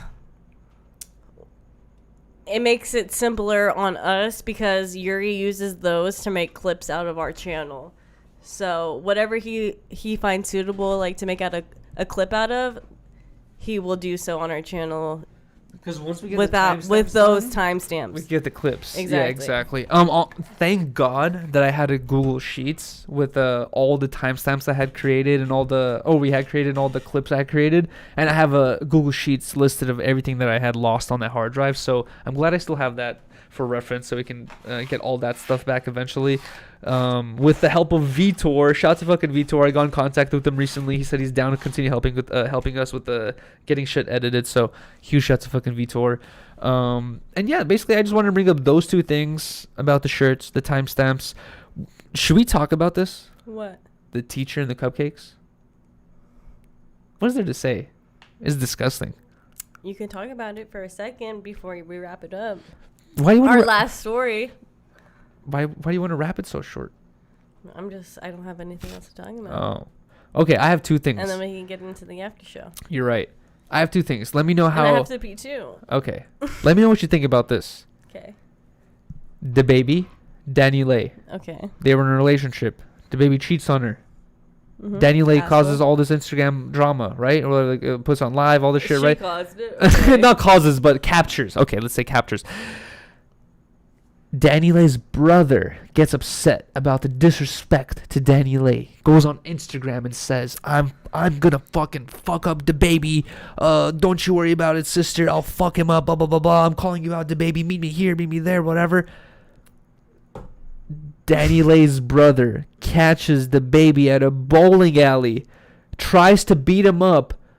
Cards get flipped. Danny Lay's brother gets beat up instead because he couldn't outtake the baby's security and the baby, obviously, because that's a lot of fucking people to fight by yourself. But Danny Lay's brother calls this fight out, wants to fight him, gets beat up in the fight, and now is filing a lawsuit towards the baby for physical assault. You gotta shout out to bro because that's a real brother. You're still shouting him out? That's a real brother. Look, he's suing for physical assault after getting beat up. No, okay, well, no, but like the fact that he wanted to fucking fight the baby, I guess, or whatever. No, that's a good bro. You're right. Like that's a brother. Like that's what they're gonna do if you fuck with the family, and that's what's gonna fucking happen to you. So I don't know.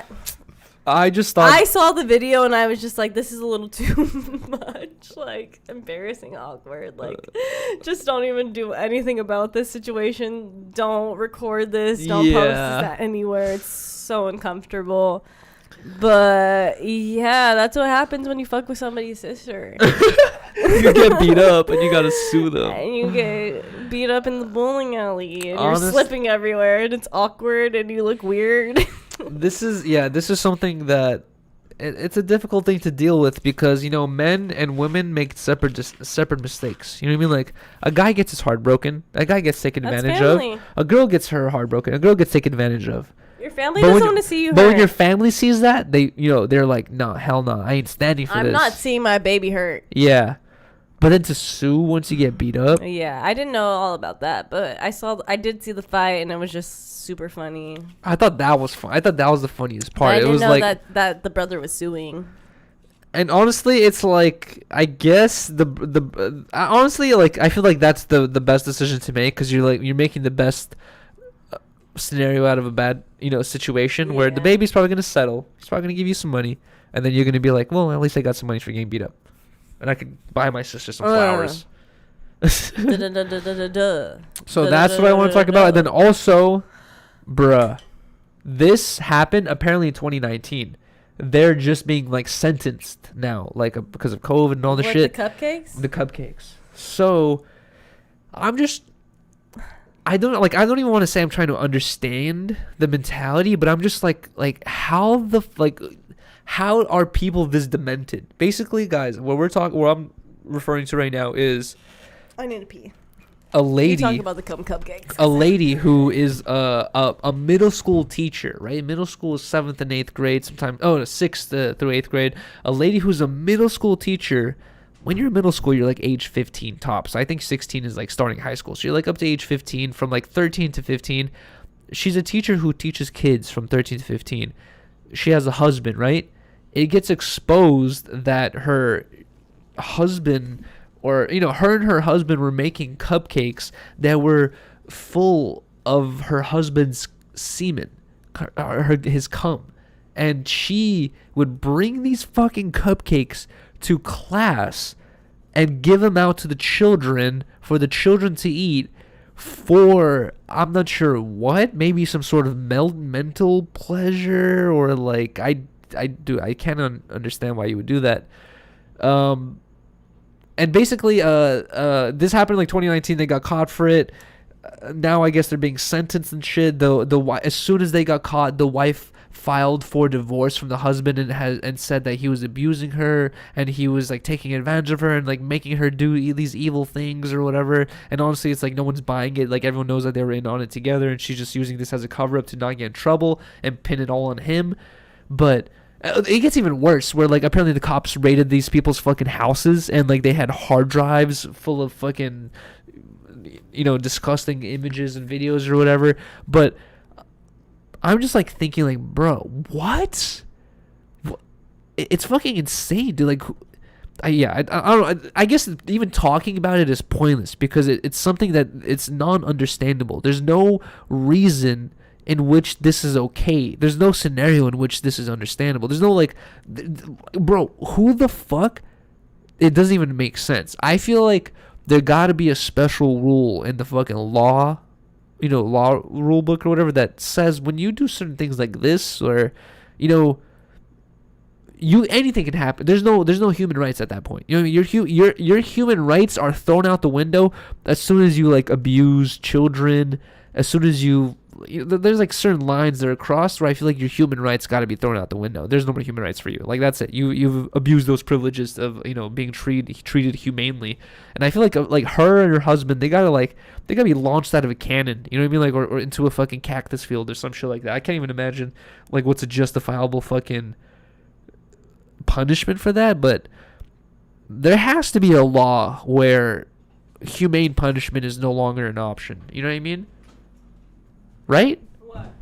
I was telling him the details of this whole case or whatever, and I was just saying that, like, no matter what you do in the world, once you go to jail, they always gotta treat you like a person, right? They always gotta treat you humanely. I'm saying that like whenever you do things such as this or worse, such as like putting your cum into cupcakes and giving it to children, you throw your fucking human rights out the window. Like you no longer get human rights. But when they You know can get you're, can get starved to death if for all we care. when people know you're like fucking with kids, I feel like they do treat you worse in No, prison. 100% they do, but I feel like you don't even get the right to even like even get a cell. You know what I mean? Like fuck you, I feel like dude. they You deserve the worst. they should have like a worst. dungeon where they grow potatoes, where there's no lights, it's cold as fuck, and like the survivability rate is like 5%, and they throw you in there. They're like, let's see how long you survive, type shit. Like I feel like that's the justifiable think so, fucking too. punishment. Well, we were listening to like the podcast about the John Benet Ramsey case, and I was just like, Oh yeah. fuck that person, because like she was molested. Oh, and, she like, was? Yeah, they had when they like did the evaluation on her body after Jesus. she passed away, they said that she had like a long-term sexual trauma kind of thing going on there, and I'm just I like, heard she was just like murdered. no, like fuck you, dude. Like you deserve, like there is like a special place in hell for like those types of people. Like And she was like what, like 7? 6 6, bro. 6 years old. Imagine your fucking 6-year-old niece. Like that's disgusting. Like you're Dude. disgusting. I Yeah. don't know. Like it just. No, yeah. It's just fucking- too much dark shit that I don't even want to get into right now. But yeah, it's crazy. It's crazy. It's crazy. That's as I was talking about this story with this lady and her husband. I was like, what is there to say? You know what I mean? Like, there's really nothing to say because I'm not trying to understand their perspective. Because Yeah. it's like, what is there? There's It's no weird, there's yeah. no way in which that would be okay. But that just seems like a really unique Dark. way to be fucked up. She was They probably put fucked up as they a child. they put yeah. his cum into She was cupcakes. definitely probably fucked up as a child too. So it's like it all stems from somewhere. And you know what this scares me even more is like I saw this online where if you're into like fucking children or doing something with children, your like chances of trying to become a teacher is like 75% Yeah. higher. It's like or not teacher, but just like anyone who works in a school. You know They what I mean? wanna Like try to it's make- like yeah. the people who want to work in a school surrounded by children are more likely to have that mental disability or whatever it is that makes them do these things. The people who want those jobs are more likely to have that thing. So Yeah. it's like I don't know what the process is to hire teachers or any school workers, but that shit gotta be strict, bro. You gotta be hell on it. Yeah, it's crazy. You gotta really fucking like bring in like some mental gymnastic ass fucking interviewer who's just like, why do you want to work here? we think, right? Coaches, priests, all these things that you think your child's gonna be safe in, and it's like those are the main places where kids get fucked over, especially Foster homes. little girls and little boys. Like, yeah, exactly. Like you think you're in a safe place, and it's like, nope. Even your coach, your teacher, like I don't know, like Yeah. just random thing. Like it's just crazy. Honestly, I don't remember. I wish I could remember the name of this fucking this book, but let me know if anyone in the comments can fucking help me remember this, or if anyone in the chat can help me remember this.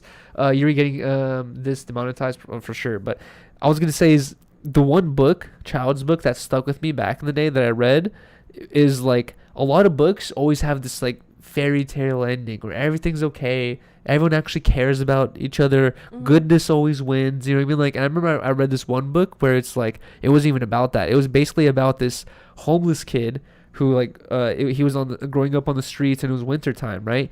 And he I forgot exactly how detailed what the exact story was, but at one point this boy he's like super hungry, right? And he's like starving, and he's like living in a box. It's like snowing and shit. And then and then someone comes up and like and fucking and like helps him. And they're like, yo, like what's going on? Like you're sick or whatever. He's like, come to my house. Like I'll help you. Takes the kid to his house, cleans him up, and like cooks him up like a huge ass fucking dinner. And this kid just like sees his dinner. He's like, oh wow. Starts like feasting away, and then like as he's like feasting, it kind of like fades to black and goes to darkness, and you're like, what the fuck just happened? And then it shows a third person perspective where no one actually ever helped the kid. The kid was like standing in front of a store shop, looking inside at like some food on display, and froze to death. And it was a kid's book, bruh. It wasn't even like some. What the fuck? fuck? It wasn't even a Russian kids book. It was an American kids book, and it was basically about a kid who was just like imagining something he wanted, but like in the end he actually died. There was no happy ending. It's like you actually just see this homeless kid die, and he was imagining a fairy tale ending. And I was just like, that's some real shit. You know what I mean? Like I feel like that's the type of shit you gotta read as a kid. Is like it shows you the real perspective of reality, which is just it's fucked up. Why are they saying Riley's on demon time? I don't know. What'd you do? Cause the chat cry. What'd you do? I didn't do anything. I don't know. They You- know I'm drunk. Wink at the camera. What the fuck? All right, guys. She turned lesbian. Push him. We are now. I'm on TikTok now. No. Oh yeah. No. Stop that. No TikTok dances here. No promoting. Riley's on TikTok. She hasn't posted anything yet. That's 56. lesbian. What was that? You're talking about gang No, signs. it says, she fuck P. She on lesbian. Pushing P. Pushing P. All right, guys, we're gonna get to the after show right now. We're not gonna end the stream right here, but we are gonna end the podcast. If you guys, we're still gonna continue live. We're not gonna end anything, but if you guys can, please. They're saying yeah, she's wasted. If you guys can, please drop a like on this podcast. It helps so much, bro. It helps grow the channel. It helps make sure that you guys get all the notifications every time we go live or anything. Please really drop a helps like. us. It's free and it's easy to do. Please drop a like if you guys can. Please drop a comment in the comment section. You're gonna have to wait until we end the live stream to do that, but please leave a comment in the comment section saying anything you want, leaving your perspective on any of the topics we talked about today, and then also drop a subscribe if you guys are not subscribed already. Drop a sub. Once we hit 15K, 72-hour stream, 3-day stream. Once we hit 15K subs. And I'm going to be behind the scenes, like, I'm tired. I'm tired. I'm crusting hungry. through the eyes. Anyways, like, comment, subscribe. Peace. Peace. All right. Boom. I got so Drunk? faded that I forgot what we were even doing for a second. All right, here we go. What's Riley's full name? It's Riley Borshnov Koliknikov. Riley Garcia. No, don't tell him. Wow. Now they know. Find me on TikTok. Lola climbed up here. What's up, She's Lola? lesbian. Pushing P. Pushing P. You ain't no pesbian. You don't, I need to work on my TikTok skills, so bless you. I've been studying the game. you don't like coochie? Bless you. How'd you know? Wait, do we have any more shots? Do we have any more shots? Maybe in the other one. We have no other one. Yeah, we do. No, we don't. We don't? You checked? We have seltzer. All right, we're drinking seltzer. Thank you, guys. What's her TikTok? What's her TikTok? Riley Garcia. Oh, can you pass the Oh, never mind. Actually, they're right here. Good thing I put them right here. Wait, where are you going? What do you think you're doing, woman? Yuri, did you see 80 House on Karaoke Justin Timberlake? No, I didn't. That's funny. Someone said Lola is okay, but where's Luffy? Luffy's was crawling around under her feet the whole time. Lola's right here. Actually, hold on. No, I'm still working on mine. Damn. Lolita, say hi.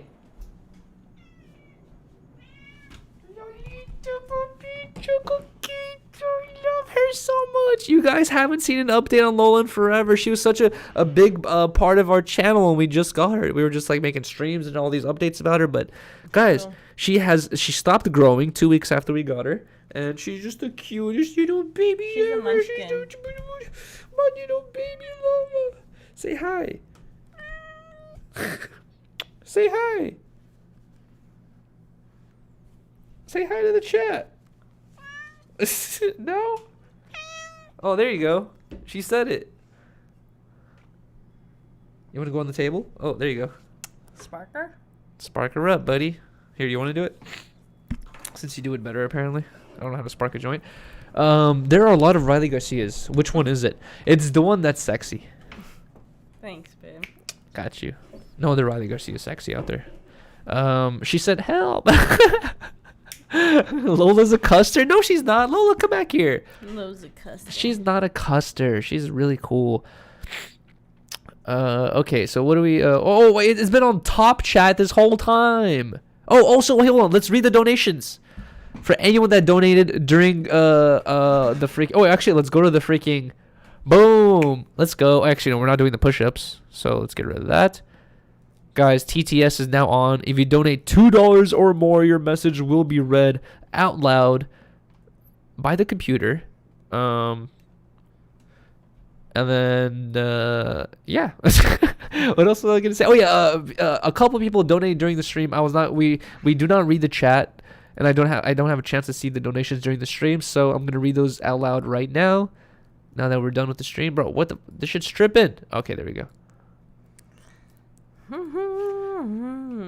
What are we gonna do for dinner tonight? We got what is it called?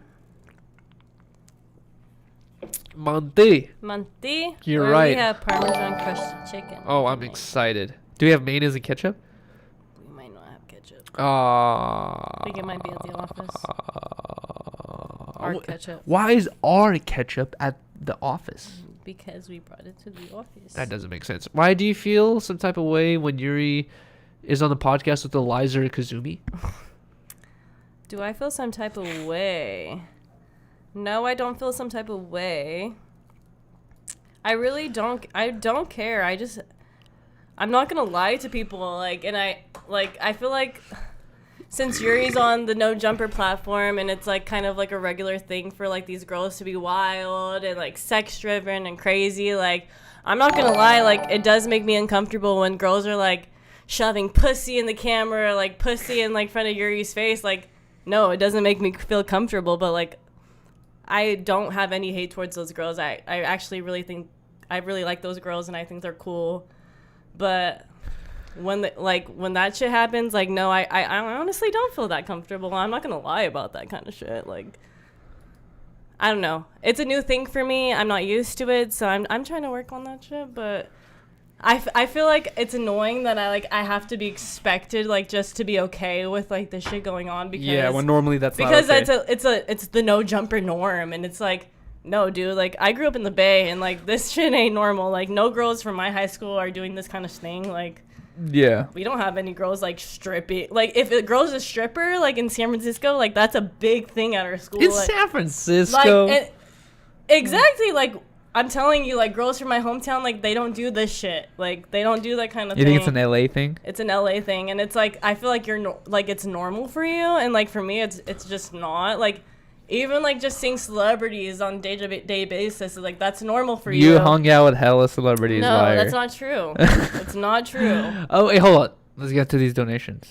Well, they were asking me the question, I know. so I'm answering the question. There you go. So, There's like, your answer, guys. That's your answer. So, Joshua, that's spelled so weird. Joshua Gomez donated $2. Says, "Why is there only 15 episodes on Spotify?" We talked about this before, where we're trying to grow our YouTube channel right now and grow our podcast on the YouTube channel. So we don't want to spread out our audience too thin. So right now we're only doing shit on YouTube, but in the future we will continue to upload on Spotify and upload the missing episodes on Spotify, and also SoundCloud and Apple Music and all that stuff. But for now, YouTube only until like, I don't know, 100k subs. If you ever get there. And also JC KBK donated $5. Says, "Riley, how do you feel about Yuri being on a podcast with multiple girls like Kazumi and Eliza? What are your opinions? Do you get mad or jelly?" She just answered that. So thank you so much, JC KBK, for the $5. Just to go off of that too, it's like, I know Yuri's not gonna do anything. I know he's not gonna disrespect me, and like, in that situation, it's like, it's on him. So like, the camera's gonna see everything if he's gonna expose himself in that way he is. But obviously he's tried and true to me, and I just always keep that in the back of my head. So I don't at the end of the day, like, I really don't care, because I know how the platform is, and I know like they just like wild random shit, and even though I am getting used to it, and I like it's hard for me to like bite the bullet and like just like accept that kind of shit, like, because me and Yuri have that relationship where like Yuri doesn't like to see that kind of shit. Like, if a guy was being extra like that with me, Yuri would not like that. Yeah, Riley was talking to some dude who's just like, "Oh, I'd fuck the shit out of that girl. I'd stuff my cock down that pussy." Literally, like, wiggling his dick in front of me. Like, Yuri would be so pissed. Like, he would, I don't even know what he would do. So, like, we just have that kind of relationship. What the fuck else was I gonna say? I was gonna say something to add on what you were talking about. We just have that relationship, so it's like at the end of the day, I understand the content that No Jumper makes, and I understand Yuri's and I's relationship. So I'm confident in our relationship, and I just accept. And also, I think it's funny to me because I like, for example, you know, not to say 100% agree with this or not, but like when during the last episode of Disconnected, when Kazumi was on, you see there's a couple comments saying like, you know, House Phone and Blasey turned into simps or whatever, like, and I was thinking like, for me when I'm there, if you're a single person who's just like, you know, into this type of thing, you might be thinking like, how can I get this girl to like me? How can I say something to make myself look cool? Or like you're worried about different things. You're not worried about actual content. In my mind, when I'm sitting there, I'm thinking like, what's the funniest way to get a reaction out of this person, or like funniest thing to like just say that would like, you know, just like funny things basically or whatever. And like that's what I think is like interesting, is like as we're sitting there, that's Blasey and House Phone could be thinking about one thing in their mind, and I could just be like, what's up with this? You know what I mean? Like, and then like, and the chat will notice it, where people in the comments will be like, yo, like that's some random ass shit to ask or something like that, where I like kind of like not being affected by the things that other dudes might be affected by, and just fucking carrying the conversation in a comedic form. And that's why like the whole time when you were on the show or whatever, and like people in the chat were like, Riley's da da da da, Riley's da da da, and like you're just being yourself and like kind of trolling the situation, like just adding like comedic effect. I was just like laughing, and I was just like, Yuri's just being fucking Yuri, and he's not gonna give into this kind of shit. Like, yeah, even if the girl is trying to make you fall into this kind of like conversation, like you're I should have talked about this on the last episode of Disconnected, but for the episode Disconnected where Kazumi was on, that was the first time we did the couches, right? Yeah. So it was the first time it was different. You know what I mean? Like it was the first time I had to get used to we're sitting like that, we're looking further away from each other. It was just different. It was like a way different setup, and I felt uncomfortable to like hold that glance stare from such a far distance away from Blasey or Kazumi, and then once I got to House One, it'd be like me and House One looking just like this at one another. You know, like it was kind of weird to keep high distance eye contact with anyone at the podcast. So I kind of kept my eyes at the floor. I kept looking at my shoes or the carpet or whatever the whole time. And hell, comments were going like, Yuri can't stop looking at Kazumi's feet. I didn't look at Kazumi's feet once, bro. I was looking at the floor the whole time. Well, don't worry, because the whole live I was behind the camera and I could see all the people, and they don't even and like that's the thing too, it's like they don't even know what's happening behind the camera, so like the input is kind of like whatever at the end of the day. So bro, that's my take on that. But just like you see comments saying like, Yuri looking at Kazumi, or Yuri looking at Liza, like blah blah, I see those same type of comments the other way, going like, whenever there's anything involving you, it's like, it's always some shit like that. People assuming this or creating narratives or creating stories, and I have to be able to ignore it. I have to be oh, they're tripping. You know? Even see that on vlogs, on the No Jumper vlogs, like where Lena's involved, where like people are like, Lena's looking at so and so, and I'm just like, they're tripping. Lena's not. Like, she's not. Like I know. I hung out with Lena in person. Where like we stood by each other, and I know her. Like, y'all are fucking tripping through this little 5-minute edit. Yeah, exactly. So it's so easy to jump to a conclusion, and I feel and whatever. It's like people are fucking talking, and they're just fucking talking. And then also it's like, why does it have to get to that level so suddenly? I feel like when you're in high school or college, and you're surrounded by all these people, are people worried about these little interactions or these little conversations or these little glances that you have with other people? No Jumper is highly based on sexual shit. So like I feel like the people in the comments they assume it's sexual immediately or something. There's a sexual connection right there. When they're talking, it's sexual. Yeah. It might be sexual or something. She's involved with this. She wants to fuck. Uh-huh. Yada yada yada. Yeah. Like, and you're coming from the perspective of a girl, so that's why you're saying that. So it feels like that. Whatever. You just learn to evolve. Like, when you put yourself out there on the internet, you're putting yourself out there on the internet. Exactly. So it's like you just have to take it in stride. And that's why I had this advice for a lot of people, especially young people, especially young friends that I have or young people I talk to who talk about starting Instagrams, YouTube channels, Twitter accounts. Don't ever use your real name. You know what I mean? Like a lot of people's first instinct, if their name is like Bob Builder, they're gonna start a YouTube channel called Builder Bob or Bob Builder or Builder Bob 3. You know what I mean? Like they always use their first and last name. And I was gonna just say, like, whenever you're starting a social media or anything like that, even though this is kind of off topic, always use like a nickname, because you actually don't want people to know your first and last name. Like when it's just a small channel, you think it's not a big deal. My friends are gonna see this. They know my full last name. My family's gonna see this. They know my full last name. You get 1 million views. Guess what? Now 999,990 people who didn't know you know your first and last name. 10,000 of them are gonna search it up. Find your, it's like, bro, it gets. I feel like that's you want less and less information about the real you, kind of a little bit out there. I feel like that's where I get so frustrated with too. It's like, because I know we're both involved with No Jumper, which is a very highly sexualized platform, and it's like I'm expected to like be okay, just be okay with all this kind of like rant, like girls showing their titties at you, and like it's just like if I like feel weird about it, it's like Riley's a crazy girlfriend. Oh, like, yeah. Instead of just like Yuri can't even think. That's like, understandably strange. It's like, dude, like, yeah. When I would like back in my hometown, like growing up, like if I like a girl's not shaking her ass in front of your face, like at a party, like that shit kind of didn't grow around, like, and like the fact that it's just like popping up at work, like my workplace, and it's like this new thing that I have to take in. No one's shaking their butt in front of me though. But it is a thing where like girls do shit like that, and it's like it's okay. It's like it's for the platform, I understand,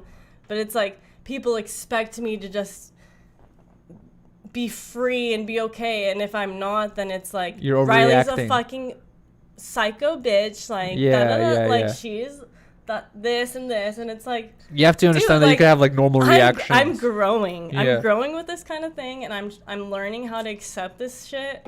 And it's like I am confident in Yuri's and I relationship where it's like this kind of thing has a less effect on me as farther as it goes, that's what I'm trying to explain. But it's and you're not slut shaming either. No, it's like you're just saying it's just like I hate the expectation of me like wanting to be okay with everything. It's just like the fact that like everybody's like Riley's pissed at Kazumi, Riley's pissed at Eliza. Like no, it's not that. It's just like, bruh. When T-Rel gonna come on 10 Talks. Thank you so much for saying Sean for the $5. Soon. Yeah, he said he's down. Yeah. And honestly, I'm excited for that episode. We'll talk about why. And then here we go.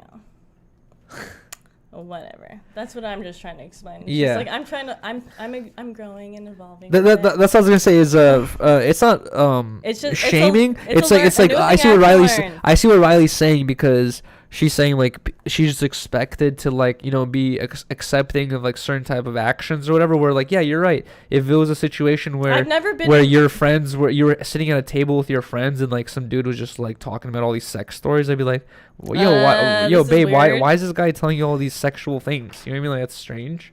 But I understand what you're saying. Yeah, but it's like I'm working for the company, so like every day I get normalized to these kind of things. Yeah. Where it's whatever.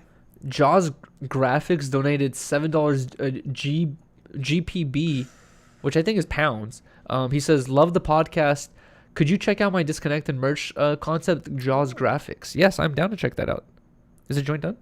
No. Oh, okay. Sorry. Thank you so much, Jaws Graphics, for the I believe it's pounds, GPG. And then thank you so much for checking Sean for the $5. Yeah, bro.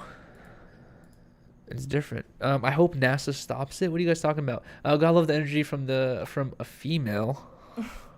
I'm just speaking my truth, so y'all can take whatever you want from that.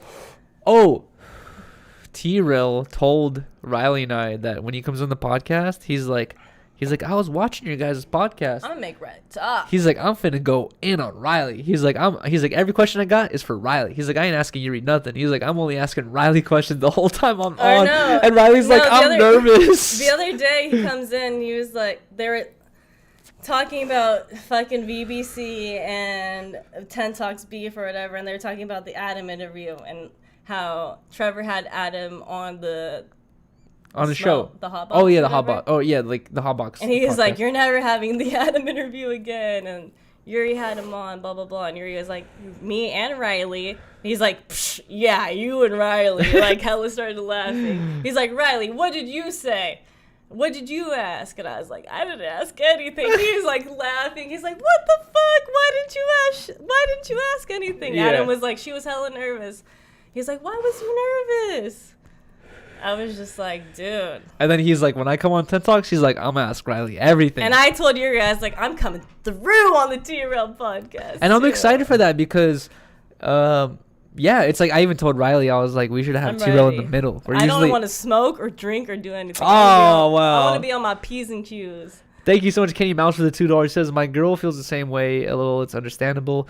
It's just like no girl understands this because it's like such a unique situation. So it's And also, y'all can't put yourself in this situation unless you're in the situation, and it's a growing thing day by day, and yeah, that's all I can say. It's like I literally learn day by day. I remember when Riley was working at the I have gone so much better. Like, dude, I remember when you were working at the salon, and I asked Riley, I was like, so what's your day consist of? You know, and she was telling me like everything she does, and then she tells me like, oh, at our salons we gotta end off the hair treatment or haircut with a little back rub. And she's like, usually like our clients are these like older dudes, and I was like, you massage older dudes? And that shit kind of like tripped and me that's out. the thing too. And I was like, guys bro, don't understand, or people don't understand that like Yuri trips out on things too. hell yeah, Like yeah. people think that I'm the crazy girl. He's like, it's I'm the crazy guy. No, I'm just saying. No, like, I do trip out you on and all I this are stuff. like we're on the same boat. Like we just don't Like that weird stuff. we don't like people trying to fuck our relationship up. I guess. Yeah. I don't know how to explain. Oh shit. Shout out Johnny. Shout out to Johnny for the New Zealand $10, I guess. VBC is all cap. Harmonious gang stripping on lames. Gang set tripping on lames. No, VBC is not all cap, bro. Shout out to the VBC. Trevor's Shout a out good guy. VBC. Johnny dropped a bag $10 New Zealand through We're Super both Chat. crazy for each other. VBC is all cap. Harmonious gang set tripping on lame foos. No, bro. Okay. We're both loyal. This VBC thing. Hold on, I want to talk about the VBC thing. This shit has gone to this point where like a lot of people who really fuck with us and Harmonious Gang and 10 Talks have been like entering my DMs, entering Trevor's DMs, like actually like mad, like Trevor, you're an asshole. Yuri's not doing like blah blah. Like, and I just want to say that like when I come on the podcast and anytime I talk about our little beef, I'm always like, anything I talk about, I always include a little bit of humor in it. You know what I mean? So I'm always gonna over exaggerate or like, you know, say things in a certain perspective where I think it might seem funnier, and I don't realize later that it seems like, oh, it might be a little bit demonizing to a certain person. Where Trevor, yes, very good friend. And, you know, all of our discussions always starts off with like, you know, it's never just like some, you know, negative shit. It always starts off well. And it's kind of like Trevor and I are both skateboarders who grew up skating in the streets with a skate crew. And guess what? You do in the skate crew is you shit talk each other all day. You know what I mean? Like that's just what me and my friends did. It's like we'd always roast each other. And that's kind of how you learn to like be funny, learn how to like have comebacks, learn how to not take shit seriously. And Trevor and I both come from that same thing. And I feel like Trevor and I are both just on that same level where we're just JC talking Cranks shit, dropped you know? a bag $4.99 through Super Chat. Any advice on dating for a 20M? Do you believe that you have to stop searching to find the one? Big Low from #BeastCoast. Okay, what do you have to say about this? I would say Thank you so much, JC Cranks, for the $5, by the way. don't give up on any options. Keep dating around, and then when you find the person that sticks, you're gonna find the person that sticks, because like that's exactly what happened with me and Yuri. Like I lived in San Diego for like a year of my life where I was just going out, living the single life, doing my own thing kind of thing, not looking for a relationship or whatever.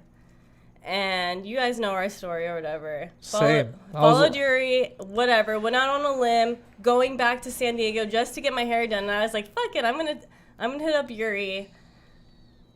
maybe he'll want to go get a drink or whatever. Because I remember, like, the first time Yuri and I talked, he was like, oh, I was going to ask you if you wanted to get a drink, da-da-da. Like, if you ever come out here, like, hit me up, da-da-da. Wow. And so I was like, okay, I'm going to come out there. I was like, whatever happens, happens. Like, maybe I'll meet a friend. Like, what's the worst that's going to happen? Like, I'm just going to have a fun night in L.A. Yeah. Whatever. And... Could have been a weirdo. You could have been a weirdo. But I trusted you. And I met you, and the rest was history. So, like, you never know. Like, don't count out all your options, I guess, is, like, the thing I would say. And, you know, I would say as well is, like, I always placed a lot of emphasis on, like, your first friendships and your first relationships you make. And, like, I would always think, like, whatever girl you first like, she's the one. Like, maybe sometime in the future you'll reconnect or something. Yeah, no. I always thought that there was the one. No. You know what I mean? And, like, technically, yes, there is the one for you, but there's not. That doesn't mean that there's only one person. Exactly. Dropped a bag £5 through Super Chat. Thanks for reviewing.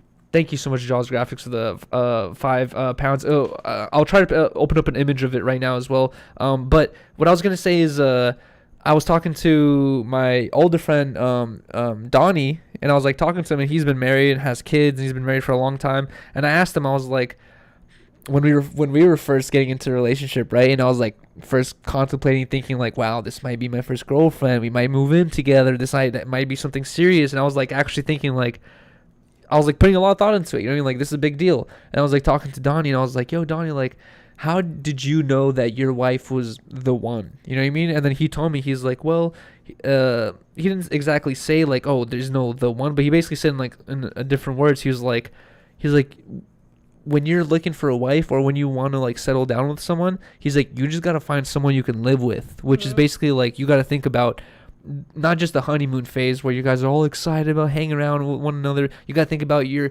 with one another all day, every day. Can you handle all the little kinks and quirks of your partner? Can you handle all the positives and negatives of your partner? If all the positives and negatives of your partner are just like no big deal to you, and you might not even notice it, then that might be the one, because you guys are just like connecting where it's not even a big deal or whatever, or like you guys can grow and like kind of like learn to deal with one another. But he's basically saying that like you got to find someone that you can live with every day, because that's literally what the point is. You know what I mean? Like, the point is to be with one another every day. The point isn't to find the most this or the most that or like the most poppin' person, or like, it's like the point is that you want to live with one another. Exactly. Can you live with this person is the question. And that's what you got to figure out as soon as possible. And COVID helped us figure that out real quick. Just to tie that in too is like, I felt like I hit rock bottom when I went to San Diego, and I was like 20, turning 21, still single in San Diego, and I was like, damn, is something wrong with me? Like, I have no boyfriend. Like, I see all my friends having boyfriends, and like everybody I went to college has boyfriends, and they're celebrating Valentine's Day and Christmas with like all their boyfriends. boyfriend. I fucking went to YouTube, and I went to like advice kind of channels, like for that kind of shit. And the same thing the girl said though. She was like, the number one thing a guy looks for in a girl is somebody who's easy to be around. And then I was just like, damn, because I know myself, like, and me too. I don't know, big ass attitude, like, wear my heart on my sleeve, emotional as fuck. Like, maybe that is the problem with me, but like she said, like, the number one thing a guy looks for is a girl that's easy to be around. Yeah. And so like that kind of like it made me think about my own personality and like what I could do to like work out my kinks. And I'm just like, man, like these things are probably not easy to be around. Let me work on this kind of shit. Like, yeah, exactly. It is true. Like that's the number one thing. Like you need to find somebody who you can click with and who you're down to spend the hours where you don't even want to talk with each other. Like you're just down to lay next to each other. And also it's like, and you don't have to say a word.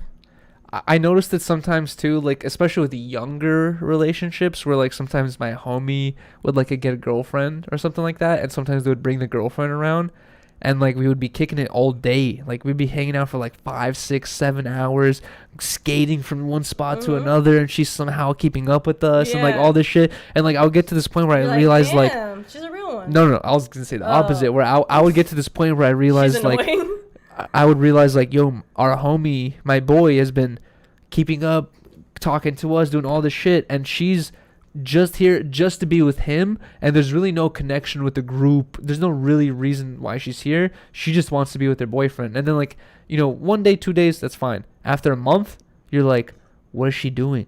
What does she have to do? Like, does she have nothing else to do? You know what I mean? Like, and then you gotta realize, like, She's just in if she's just in love, yeah. But you have to hang out with people for a reason too. You know, just like your friends. Like, you can't hang out with your friends just for no reason for that long. I know, babe. At a certain point, you're gonna need a hobby in common, an activity in common, something in common that you both enjoy, instead of her just tagging along just cause. These are why these girl channels that I would watch are so so good to watch. Is because they differentiate. Differentiate. Differentiate. I don't think that's right. Differentiate. Differentiate. Differentiate. Differ. Differentiate. Yeah, differentiate. You got it. Between the male mind and the women's mind. Yeah. So like where you're like skating with your homies and you're like, fucking, I'm just gonna bring this girl here because like I'm gonna fuck her later, and like she's thinking something else. She's completely. like, I'm in love, and like, yeah, we're gonna have this family one day. We're spending time together. We're gonna get married. That's all in her head, in her head. And you're just not thinking about it. And it's just such different types of minds. Exactly. So, when you can find the person where it just kind of meshes, differentiate. They're trying to help you. Differentiate. No, that's not right. It's differentiate. Differentiate. No, it's differentiate. Differentiate. Okay, that's right. Differentiate. That's funny. No, but that's facts, regardless of the mispronunciation. Yeah, facts. I don't let Yuri buy oranges anymore. Wow. We only buy lemons. What does that have to do with what we're talking about? Because somebody says Riley doesn't like Yuri buy oranges. No, we still have a healthy amount of oranges, but unfortunately, we don't really eat too many vegetables or fruits. Like, I don't know what we gotta do. But you know what I did enjoy is I recently discovered sweet peppers. I know you love them. It's like it's like kind of like a bell pepper and the other red pepper, like a shrunken version, but they have no spice at all. They're just zoom that up a little bit. They're just completely sweet, and bro, with like ranch or hummus, they're fucking delicious. And like I wanted to actually, I'm glad I'm bringing this up right now. I wanted to post this on Instagram, but I didn't post it because I didn't want to seem too negative. But remember when we went to the vegan food festival? Mm-hmm. Every plate we were looking at, we were saying like, yo, why isn't there any like good vegan dishes? It's just all meat replicas. Like, here's fake chicken, here's fake beef, here's fake tacos. And we were just like, bro, if there was like a good vegan dish, like, that'd be fire. Yeah. When I was eating those sweet chilies with the ranch, I was like, this is a delicious vegan dish. That's not vegan though. Because ranch has eggs. Son of a bitch. God damn it. What about hummus? Hummus, yeah. That's Dude, vegan. those chilies and hummus, delicious vegan dish. Okay, that should be like $2. I would have eaten that happily, bro. Why am I drunk AF? Why isn't Yuri drunk AF? Cause you've been slurring your words and stuff. No, I'm kidding. I'm fucking around. No, I'm definitely twisted for sure. I wish we had more alcohol, to be honest, but it's over. Party's over. Party's over. What are we doing for dinner? Oh yeah, I keep forgetting. We have the monthly. All we gotta do is warm him up. But we have no fucking ketchup, dude. Bruh. That is honestly a little bit of a travesty, and we might have to fix that because I don't think I can eat it without it. I need ketchup mayo. Yeah, you do. Will you come with me to the store? Maybe. All right. Let me just finish rolling this joint on stream. Maybe spark it too. Riley, the real G. Facts. Ask your neighbor. Oh, should we ask our neighbor for ketchup? No. That's such a neighborly thing to give. And remember when we were at my parents' house and someone came by asking for sugar and we gave them a whole pack? Let's go ask our neighbors for ketchup. Do you happen to have ketchup? Catsup? Should we? Or is that weird? They hate us. They really do. Oh, why do you say that? Oh, because the eggs? That's the other neighbors. They hate y'all. Oh, that's what neighbors are for, bro. I've never. Who in the chat has ever asked their neighbor for ingredients? Have you? No. I don't think I've ever had to do that in my life. Fuck. Should we ask our neighbors for ketchup? I need to meet y'all IRL. Let's do it. I'm down. Just another vlog on Fig. Wait, you already do another vlog on Fig? I've never done one. What are you talking about? Thank you so much, Johnny, for the $5. Ask your neighbor who throws eggs for sauce. Excuse me. Stop. Does anyone have ketchup? Go to a fast A fucking ketchup bottle just hits our window. I know, you know that. We're just like, oh, what the It's just fuck? like a slab of ketchup. Please Johnny sit. Just dropped 2 a bag squirts. $5 New Zealand through Super Chat.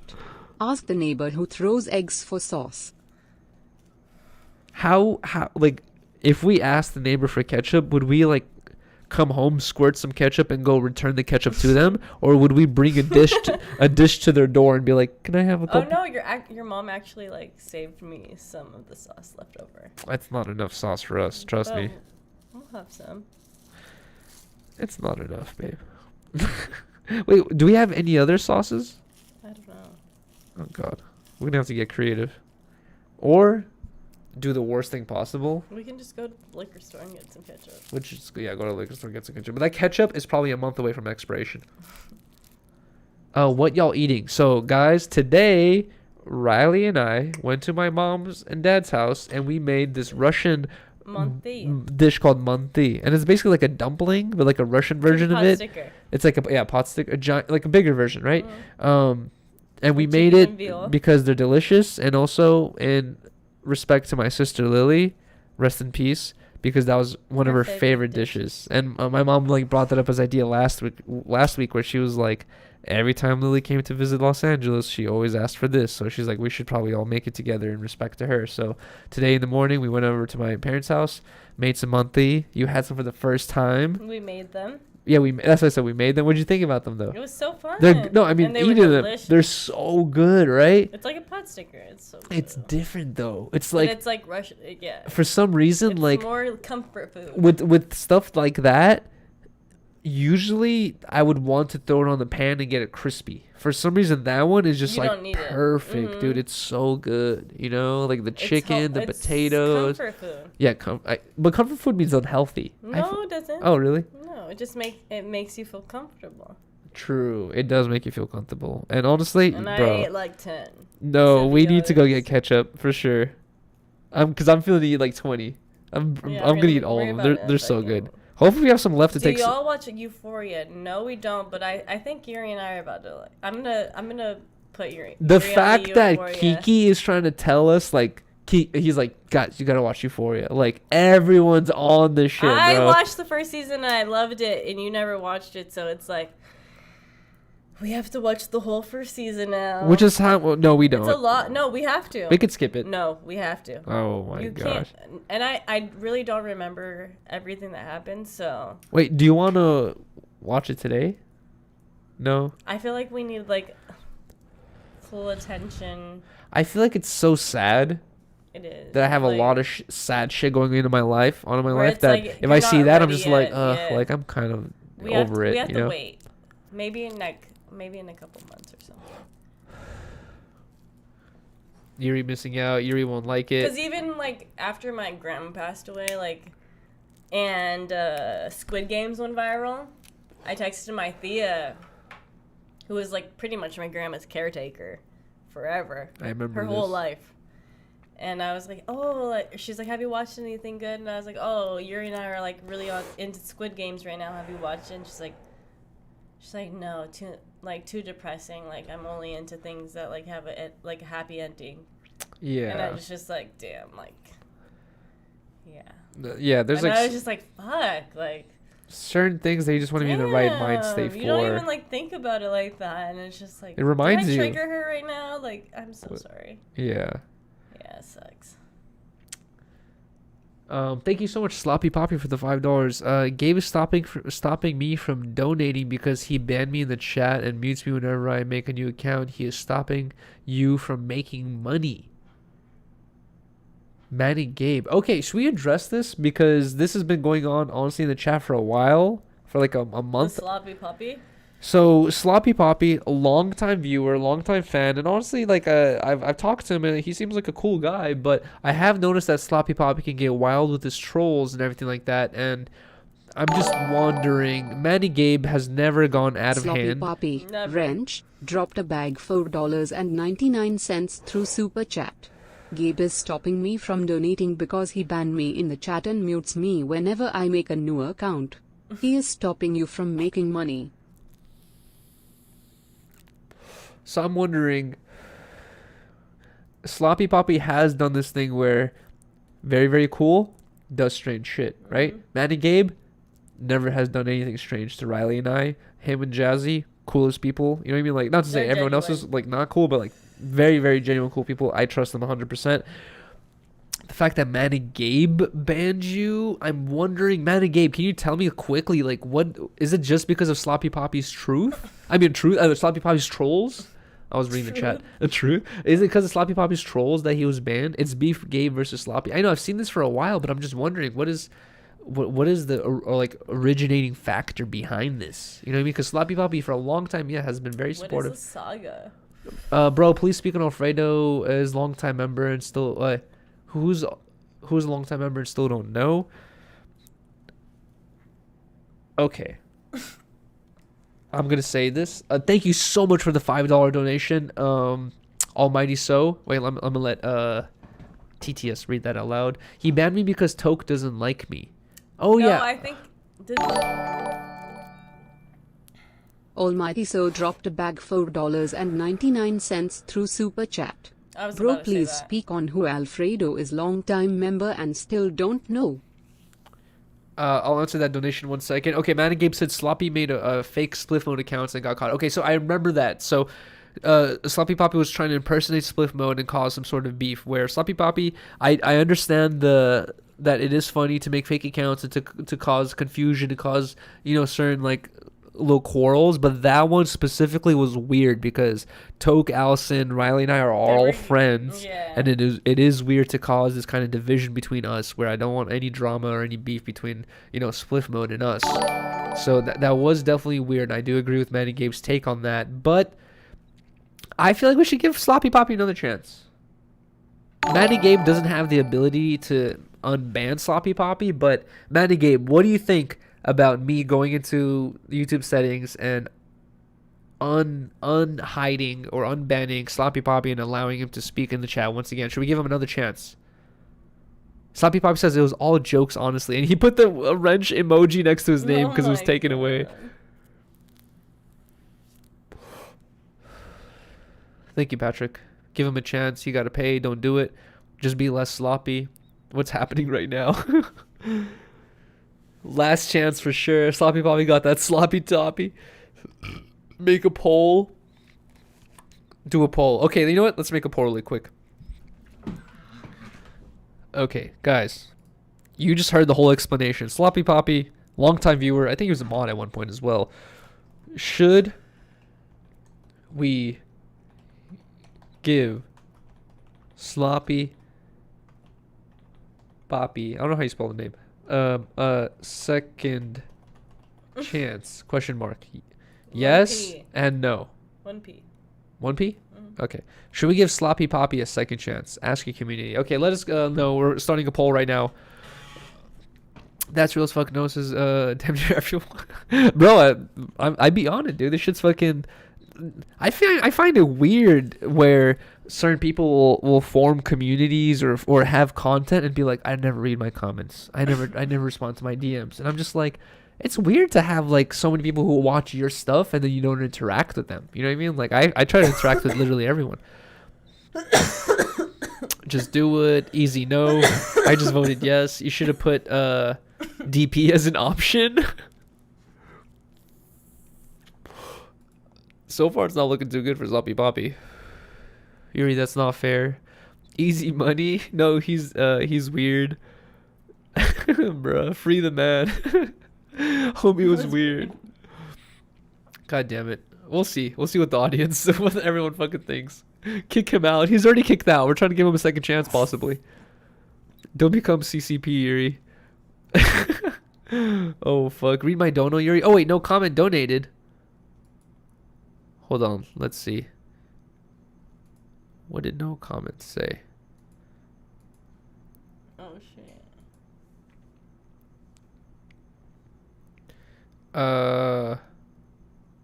Bro, please speak on Alfredo. Okay, so guys, oh my god, fuck you. Okay, Bruh. I know, it's so stupid. I'm just gonna ignore it. Guys, for about the Alfredo donation. Okay, so I don't want to speak on it right now anymore, but everything that I have to say about it is out there. All you have to do is search up Harmonious, man. How I started interning for No Jumper. And then there's another video. I forgot the title of it, but there's 2 videos. That's one of them.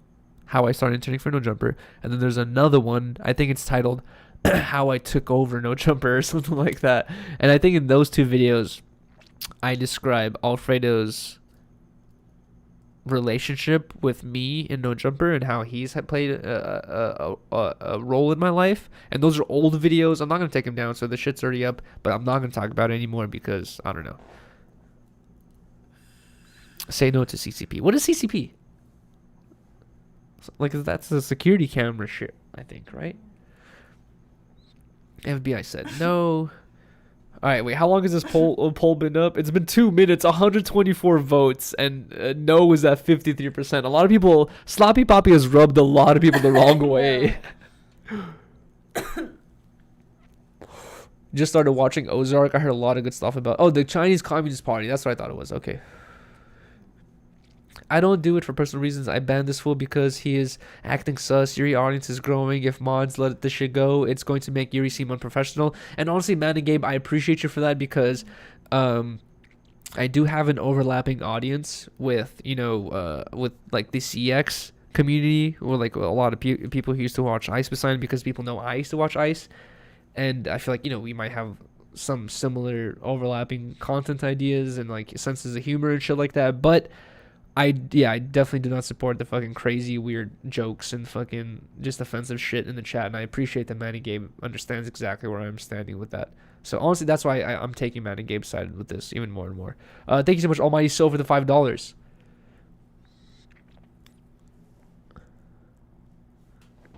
He said, thanks, bro. I really been wondering what happened, and Adam just doesn't ever read my dono. I've wasted $100 trying to get the answer. Oh, fuck. Almighty So dropped a bag $4.99 through Super Chat. Thanks, bro. I really been wondering what happened, and Adam just doesn't ever read my dono. I've wasted at least $100 trying to get the answer, lol. I'm not sure if those 2 videos will answer all of your questions, but it'll answer your questions if you're wondering what he has to do with me. And that's it. Don't ignore what I said. What'd you say? That one guy? Matt and Gabe, a real one. Exactly. Matt and Gabe and Jazzy. Shout out to them, bro. Best mods in the game. Well, I don't want to discredit all the other mods because we have some good mods as well. I'm glad IP2 is never here, bro. IP2 is definitely sometimes here. You'll see people just saying some random IP2 shit, which honestly is crazy, dude. Like, the fact that there's such a huge community called Ice Poseidon 2, where Ice Poseidon has nothing to do with anymore. It's almost like, it's crazy, bro. It's like, imagine like you're so popular that Justin Bieber has like a Justin Bieber probably has a Justin Bieber hate group that has like 100,000 people in it. You know what I mean? Like, that's the type of shit that's on. It's like, it's insane. Gabe holding it down. Yuri, do you know CCCP? Yes. USSR. Yuri, there's always a way you could change that so people who have subbed for a certain time can comment. You should see who the OGs are. Wait, what?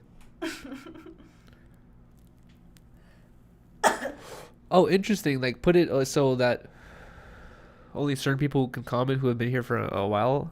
Where your mods at? You see Asian Andy stream yesterday, bro, was wasted. Dude, I was telling Riley. I was like, I saw Asian Andy stream yesterday, clicked on it, and I was like, bro, Asian Andy has like 300 viewers. We have like 300, 400 viewers. I was like, holy shit, dude. Like, this is insane. I remember watching Ice. I remember watching Hampton Brandon, Asian Andy, Mexican Andy, fucking all the fucking off-brand streamers like Catherine, fucking like every fucking off-brand streamer, the older lady, like bro, and it was always like 3, 4, 500 people, and I'd always think like, dude, that's so hard. You would never be able to get to that point. And now we're fucking here. We have like 300, 400 viewers, bro. We should have Asian Andy on the podcast. Oh, bro. Okay, honestly, I would never ask you to do this for any other streamer or any other YouTube personality, but guys, there's no way Asian Andy would reply to my comments. Can we somehow ask Asian Andy to come on 10 Talks? I feel like that'd be so sick, dude. He has no interviews. Can we get Asian Andy on 10 Talks? Bro, that'd be so fire.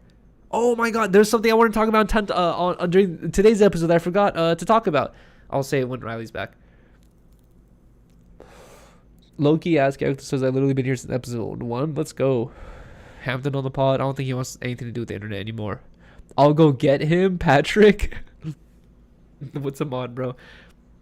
Nobody knows who the fuck that is, and I feel like it'd be interesting. He has 1 million subscribers, 1 million plus subscribers. I feel like it'd be a big deal. Would you think of Only Use Me Blade? No, he's okay. Asian Andy, yes, he's actually, I don't know. I'm gonna have to reconsider it. Asian Andy has done a bunch of very questionable things, but Only Use Me Blade has done far too many questionable things where his characters, I would not want to interview him, but yeah, whatever. You already talked about the wind blowing your joint on live was hilarious, bro. That was fucked up. That was the last of the weed that we had on the table during last episode Disconnected. I rolled it up. All I had to do was roll up one of these filters. So I put the joint on the table with all the weed in it, the paper with the weed in it. All I had to do was roll up this fucking paper. The filter. Put up the paper on the table. The air conditioner blew the joint off the table, and all the weed just went everywhere. It was unsavable, bro. It was so terrible. Double Cup podcast? No.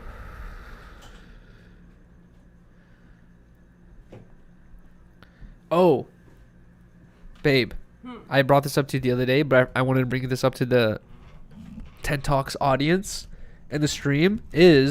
I went to, I should have said this while we were talking about the shirts, but I went to Blasie's new warehouse the other day, which I want to do a stream at soon, to pick up the shirts, and I saw Hesh there, right?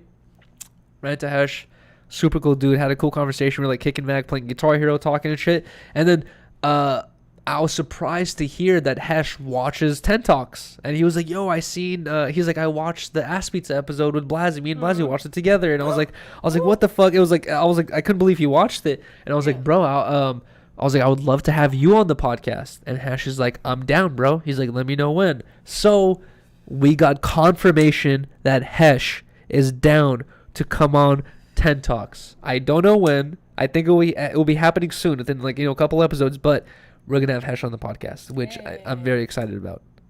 And, what's funny is I was talking about this with Blasey the other day, is, like, sometimes you look back at, like, where you are at now, and, like, what exactly happened to unfold to get you to that position. And before I knew anyone at No Jumper or On Some Shit, before I had any friends who worked at On Some Shit or No Jumper, or I had no tying connections at all to No Jumper, On Some Shit. I was just a fan of their content.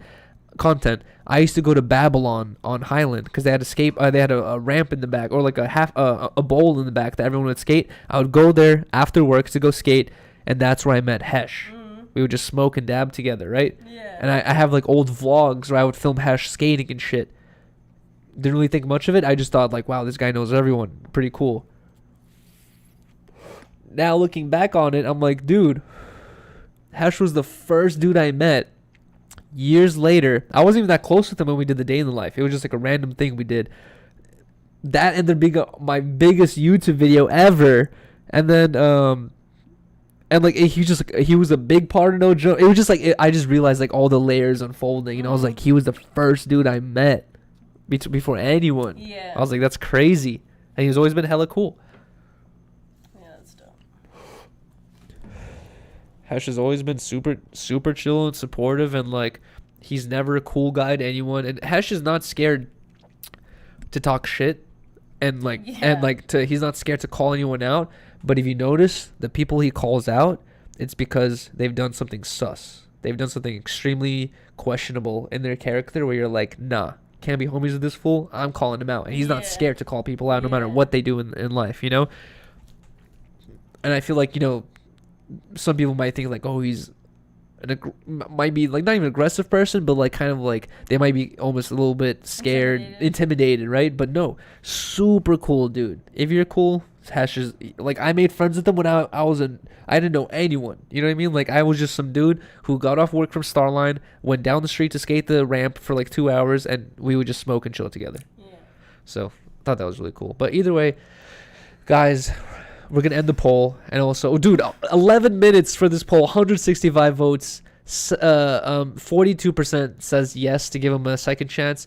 58% says no, do not give Sloppy Poppy a second chance. So Sloppy Poppy, I'm going to have to talk to him and get more in private and get more details on this. But dude, you've really rubbed everyone the wrong way. Dropped a bag $4.99 through Super Chat. Hello Yuri and Riley. Hope you're doing good today. Blessings to you both.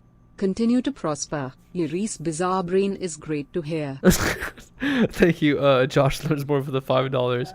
But yeah, I'm going to have to talk to Sloppy Poppy in person. And maybe Matt and Gabe in person as well to get this full story. But either way, thank you guys for voting. Thank you guys for joining the stream.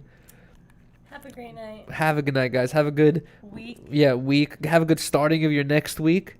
We'll see you guys soon for a new idea. I think I want to do. I want to go to Blasie's warehouse to do an unveiling stream if he's available this week, and also do the Ice Poseidon questionnaire stream. I feel like that'd be really cool. I feel like Lucha could help come up with the questions, because I was thinking about it. If I come up with the questions, it's not fair, because I know the answers. You know what I mean? Like, it has to be someone who's just as knowledgeable who comes up with the questions we both see for the first time. So we need, you know, Lucha I feel like would be a good person to do that if he's down. But either way, have a good night, guys. We'll see you soon. Peace. Wow, you see this? Peace. Peace. Have a